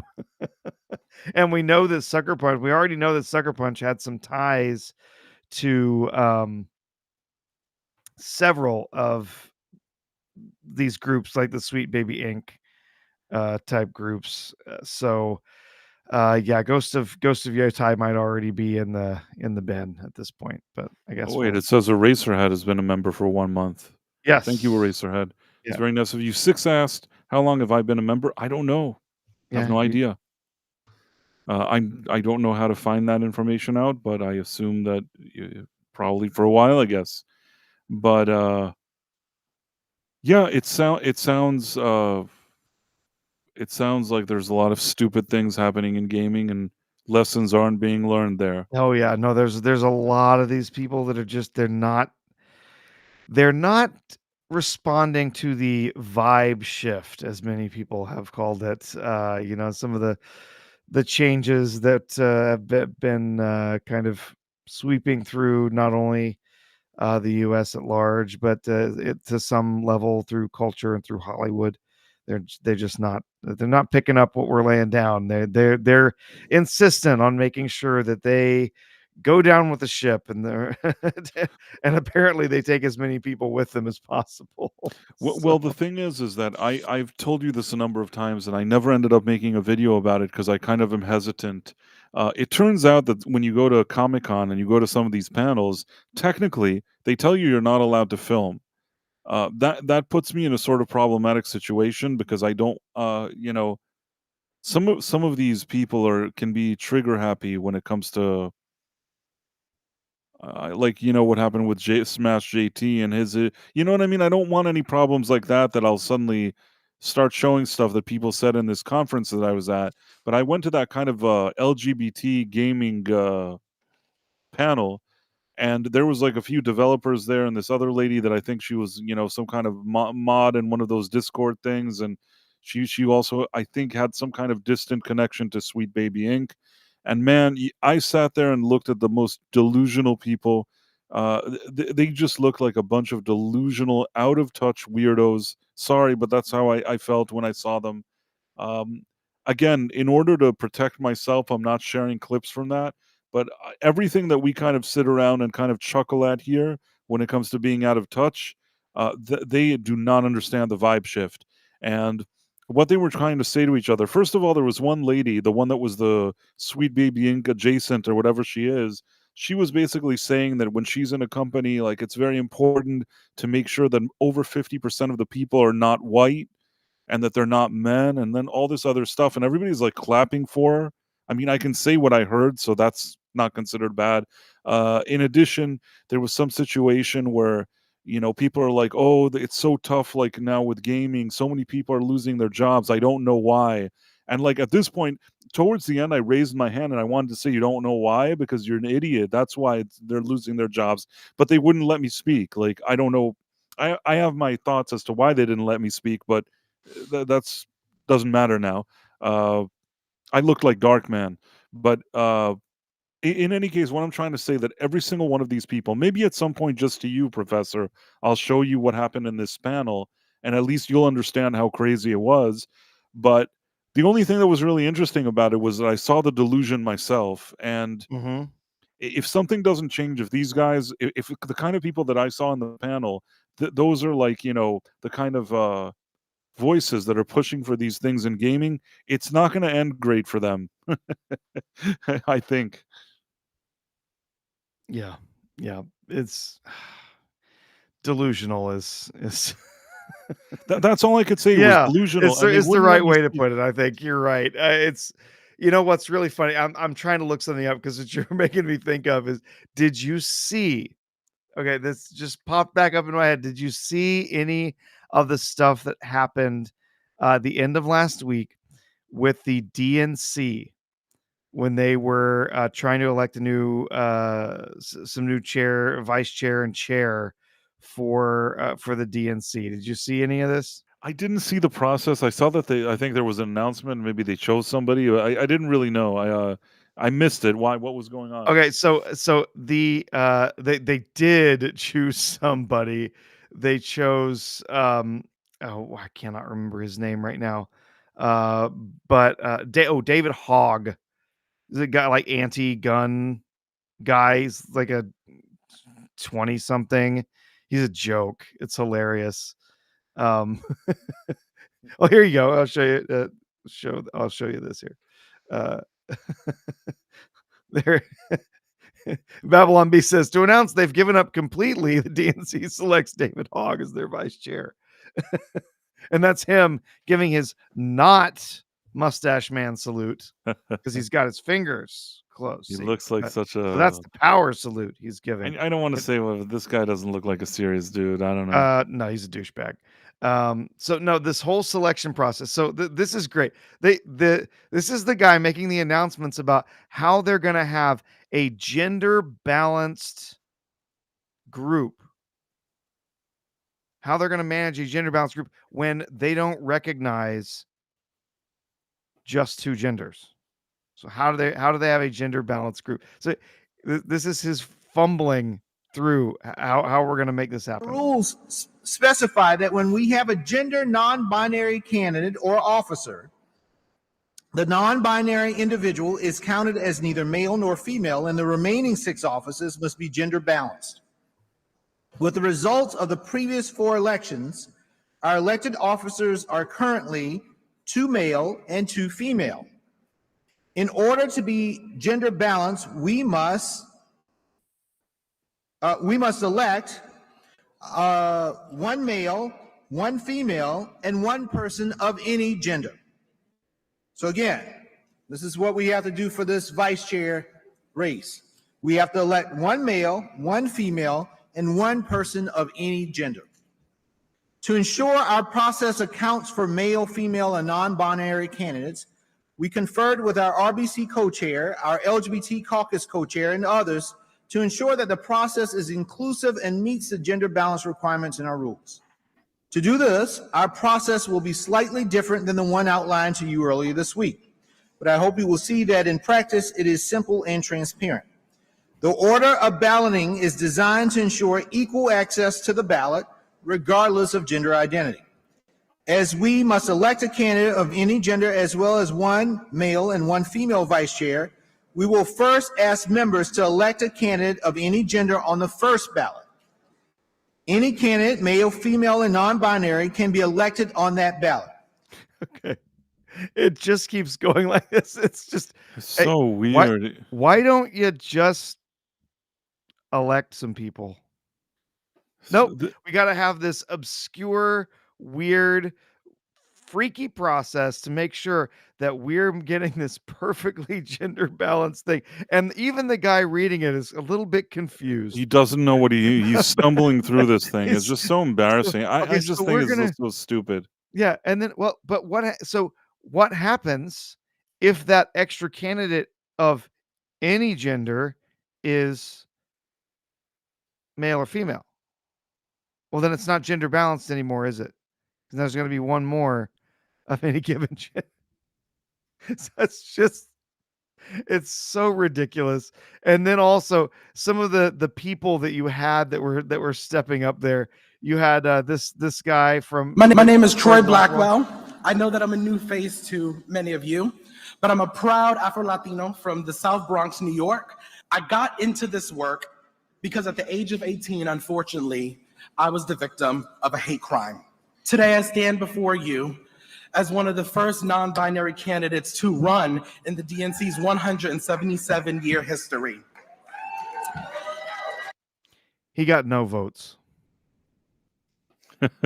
On the first ballot, nothing. Not a single vote. Apparently, he didn't even vote for himself. That's funny. We had this lady who is just as annoying as any human being can be. Hey, I am speaking, and I would love your attention. There is a Black woman at this podium, and I deserve your attention like the 11 people who went before me. Yes, I am speaking. Good evening, Democrats. Look up here. 3 strong Black women standing before you. 3 Black women who, rather than just grabbing a chair, ran for chair. Te quiero mucho, Papa. Gracias por todo. My name is Artie Blanco, Freddie Blanco's daughter. Vote for me for vice chair. Look at this room, y'all. Truly take it in. This is the Democratic Party. We are our strongest when we stand together. We are in a time in this country when our democracy and our rights are under attack.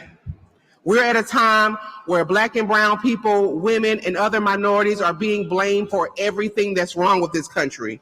So let's fight together for a stronger and more inclusive Democratic Party. Good afternoon, DNC! Let me say something. Over the last several days, we've seen what happens when we have the wrong people in powerful places. And so today, I ask for your support in electing me as your DNC vice chair, because in a time of crisis, leadership matters. My people are sick and tired of being sick and tired. We are sick and tired of being the last one hired and the first one fired. We are sick and tired of the... And I've spent the last 15 years. Anyway, these They're just ridiculous. Yeah. Oh, they're hilarious. And then in the end, who do they put in that seat? Is it the non-binary guy? Is No, it probably black woman two men who and says, two women, two the white black men and woman two who white. says, "I demand your attention. I demand your, I as a black woman speaking to you. I demand it." No, that's white boy. Just put a white boy in there. That's funny. I wanted to show something. Estefobos asked me to show this meme. I'm not sure why, but I'm gonna show it. And then after that, maybe we can say some shout outs to people. If you can find them. So this is what Estefobos sent me. I guess it's kind of a joke on the way Pedro Pascal looks here. Oh gosh. Thank you for that, Estefobos. Yeah, and I guess we can start kind of saying our goodbyes, no? Yeah, so we can I'll grab some of these over from Rumble first. We've had Kivo 1961 joined us this evening. Once again, thank you for being here, Kivo, and thanks for being a member. We also had Eraserhead over here, Dude Bro Stuff 420, Asaro 9 Ether, Jimmy Nature, CW Morgan Jr., and and Helen GG, and then of course we got that gifted membership from Drip Squared. Awful nice, thank you.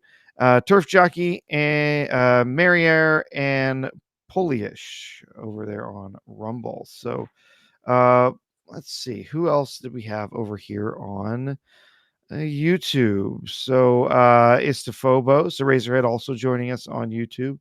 Void King, Captain Palsy, Six was joining us this evening. I appreciate seeing you here again, Six, and thanks for the super chat. Yeah, the super chat.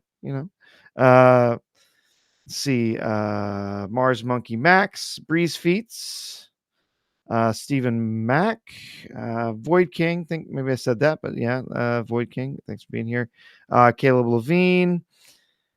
And looking for some other new names. I know we had a few others join us earlier, and sorry if we missed you. We both lost our chat here. Snortapoopus Q Burr join us. Hey, good to see us there, Snortapoopus. Tim Hayes, DJ Play Nice. See if I have any others here. Not seeing any others. You seeing any others in our chat log there that I haven't called out yet? Not that I have. We did have an issue today that it kind of dropped and came back. So if we missed somebody, apologize. I saw Marlo Sharondoff here at some point. Yeah, Marlo Sharondoff. I see Empress NM. I don't think I shouted you out, Empress. Thanks for being here. And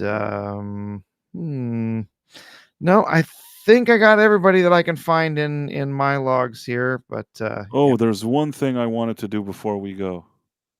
Yes. Let's see if I can find this.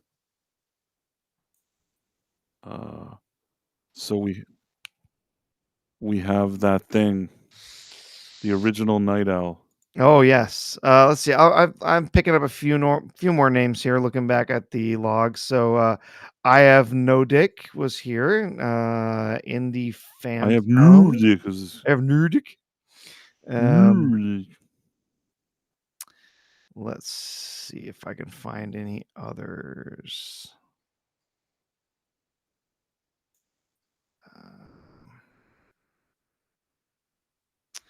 Yitis, I see here. Yeah, still not coming across any other new ones, but thanks again for everybody joining us tonight. Thanks for hanging out with us in the chat.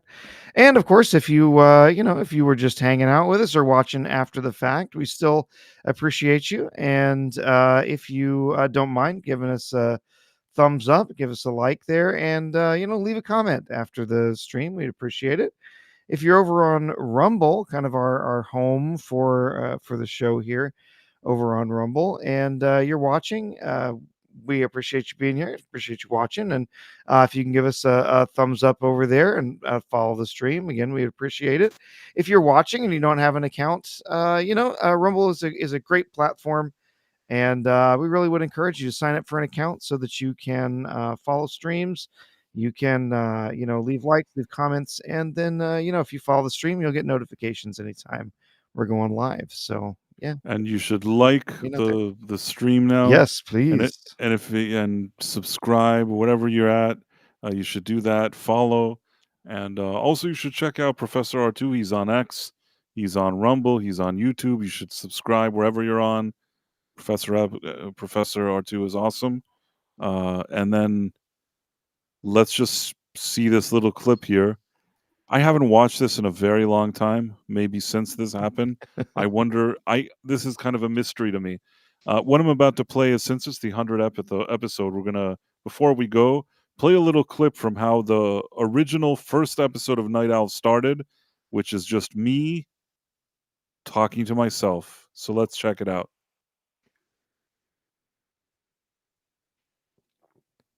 Can't hear anything. Hello there. Price of Reason here with a late night stream. Can you hear me? Now, to be honest with you, I'm not even sure if this thing is working.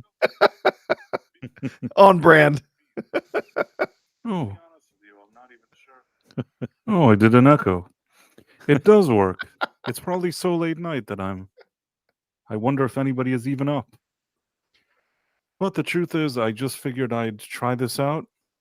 This is something that maybe some people will enjoy, but sometimes people stay up. They're looking to hang out.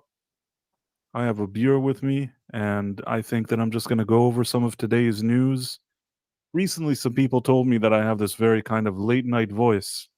Now, I don't know if that's true or not, but you know what? I'll take it. It's a late night voice. So today was an interesting day. I mean, I've recently done some reviews. I did the reviews for the Marvels, and I did the reviews for the Hunger Games prequel with Brie Larson and with Rachel Zegler, respectively. So both of those movies weren't exactly my favorite movies. And it turns out that they weren't the favorite movie of other people. So I guess I'm not alone. We have, let's start with the Marvels. The Marvels is a disaster. It's well, at least, I sometimes you got to start something somewhere, you just. Oh, yeah. I wasn't really thinking much, and I just decided to do it. And you know what? To sit there for an hour and talk with myself, that's also something. Yeah. It's grown and changed so much. We no longer have technical issues. Yeah. Six says, "Oh my God, he is facing the other way." Yes, I was facing the other way. Terrifying. Yeah. And then Six, listen to that fake ass voice. Why? It was real. It was me. Yeah. Why do you use an AI, Price? That's so weird. No, it was really me. I did it. But yeah, I thought that was a nice throwback. Yeah. And again, I don't even know if that thing that I did there was good. I feel like there were a lot of pauses, and I was just trying to figure out what I was doing. I was a bit overwhelmed by it, but you know what? Like I said, you have to start somewhere, doing something, and it is kind of it's as for sort of your first stream, to do it just by yourself, that you're sitting around and talking. It's not easy. Nope. My son was convinced that he wanted to be a streamer, and so he even went and bought his own capture card and everything, so he could play games online. He could get on there, and he's like, "Oh yeah, I can hang out with people and play games and stuff." I'm like, "Okay, go for it. Don't be surprised if not a lot of people show up." You're kind of gonna be hanging out there by yourself for a while. And so he tried it like, 5 or 6 times, like, I'm gonna stream and this day every day and whatever. I'm like, okay, what all right, man. You make it happen. And I helped him make sure he got his capture card set up and everything so he could hook his Switch up to it and everything. And there, he sat on the stream. I think he probably did it for about 3 weeks and then realized like he'd only ever had one person in his chat the whole time, and he was always just sitting there like talking to himself and playing games, and it was kind of uncomfortable because the way he had everything sort of set up to play. And then finally he was like, yeah, it really wasn't all that fun. I'm like, well, it is what it is, man. Not everyone's gonna be Ninja, right? It is what it is. Not everyone's gonna be Mr. Beast. So Yeah, I mean, listen, everything takes work. You have to really invest time in it. It's something that if you like to do, you have to work at it. Maybe at yeah. some point he'll feel that it's worth it for him. But Yeah, yeah, and that's why I told him. I said, "You got to be doing this because you enjoy it. If you're sitting there enjoying yourself, and people start to find you, and they're enjoying you enjoying things, and you can all sort of enjoy the things together, then that's the fun in it. Like, if it's work and miserable and it's not fun for you, then and no one else is going to be having any fun either. So, if you're having fun doing it, stream away." Whether people are watching you or not. But if it gets to be a chore and it gets to be boring or frustrating or whatever, then yeah, then it's just not the same anymore. So yeah. absolutely. And yeah, I mean, I guess that is a good. I think on that note, it's good to maybe Yeah. wrap up our stream. I want to thank everybody. First of all, I want to thank Professor R2. For many of these episodes, he's been here with me. It's good because, getting this show off the ground wasn't easy. I want to also mention, there were some people that really helped in the earlier stages. Vex Electronica, she's probably sleeping now, but I want to thank her. Early on, after that first episode that I was basically talking to myself, actually Vex joined me for a few, and we hung out, and it was a lot of fun, and it's nice when you want to do something and somebody's just like, hey, let me kind of help you out or something like that. It's the kind of things that you remember. Also, a good shout out here to Dread Roberts, who early on also was sort of a regular guy here. Over time, he had a lot of family stuff going on, good family stuff, but he just as we were sort of working on this, he couldn't really devote as much time. And at that point, Professor Professor R2 here stepped in, and since then, I think that's really been great for the show. How Yeah. kind of steady it's been, and I really like what me and the professor have been doing here on this show. But again, also I thank people also in the earlier stages that helped. So, like I said, Vex and Dread Roberts, also Sean, who works a lot of late nights, and he can only hang out with us sometimes. But whenever he shows up, he adds a kind of lighthearted vibe here that's always welcome. So, want to thank them. I want to thank a few guests, like somebody like Tom Connors from Midnight's Edge that pops in from time to time. Robot Head that at different times has popped up here, supporting the show. Really appreciate that as well. There have been some other guests. We had Istophobos recently. We had Adam Gray, which was nice. I say this because we don't often have like a million guests. We had Master of the TDS once.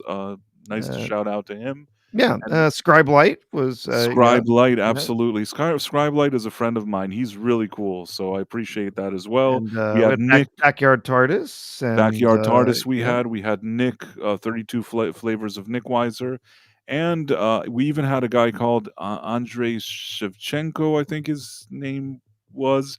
I haven't talked to him in a while. I think that was his name. He was like a game developer. He came for like okay. a special interview, so that Cool. was nice of him as well. I'm trying to think. I think probably I've covered every single guest that's ever been on the show, which isn't a lot, actually. I mean, it's Yeah. 100 episodes. We're really focused on our own kind of thing. From time to time, we do have like a guest here and there, but uh, I think that, the professor and I have like a nice flow. I think that at least kind of for this late night Yeah. conversation. And we've really built something here. And like I said, I've thanked the professor even privately, but even publicly, I want to say that it's been so much. It always helps when you have another person that is also sort of committed and invest the time and the energy the way the professor does. It really helps because it's not easy. It's like what you were saying about your son. You know what I mean? You want to do a show, but it's really great when there's a few people working together. And I think that we've been doing some. I don't know if to call it good or whatever it is, but I think it's good. So Yeah. I think it's good. I've definitely enjoyed it, and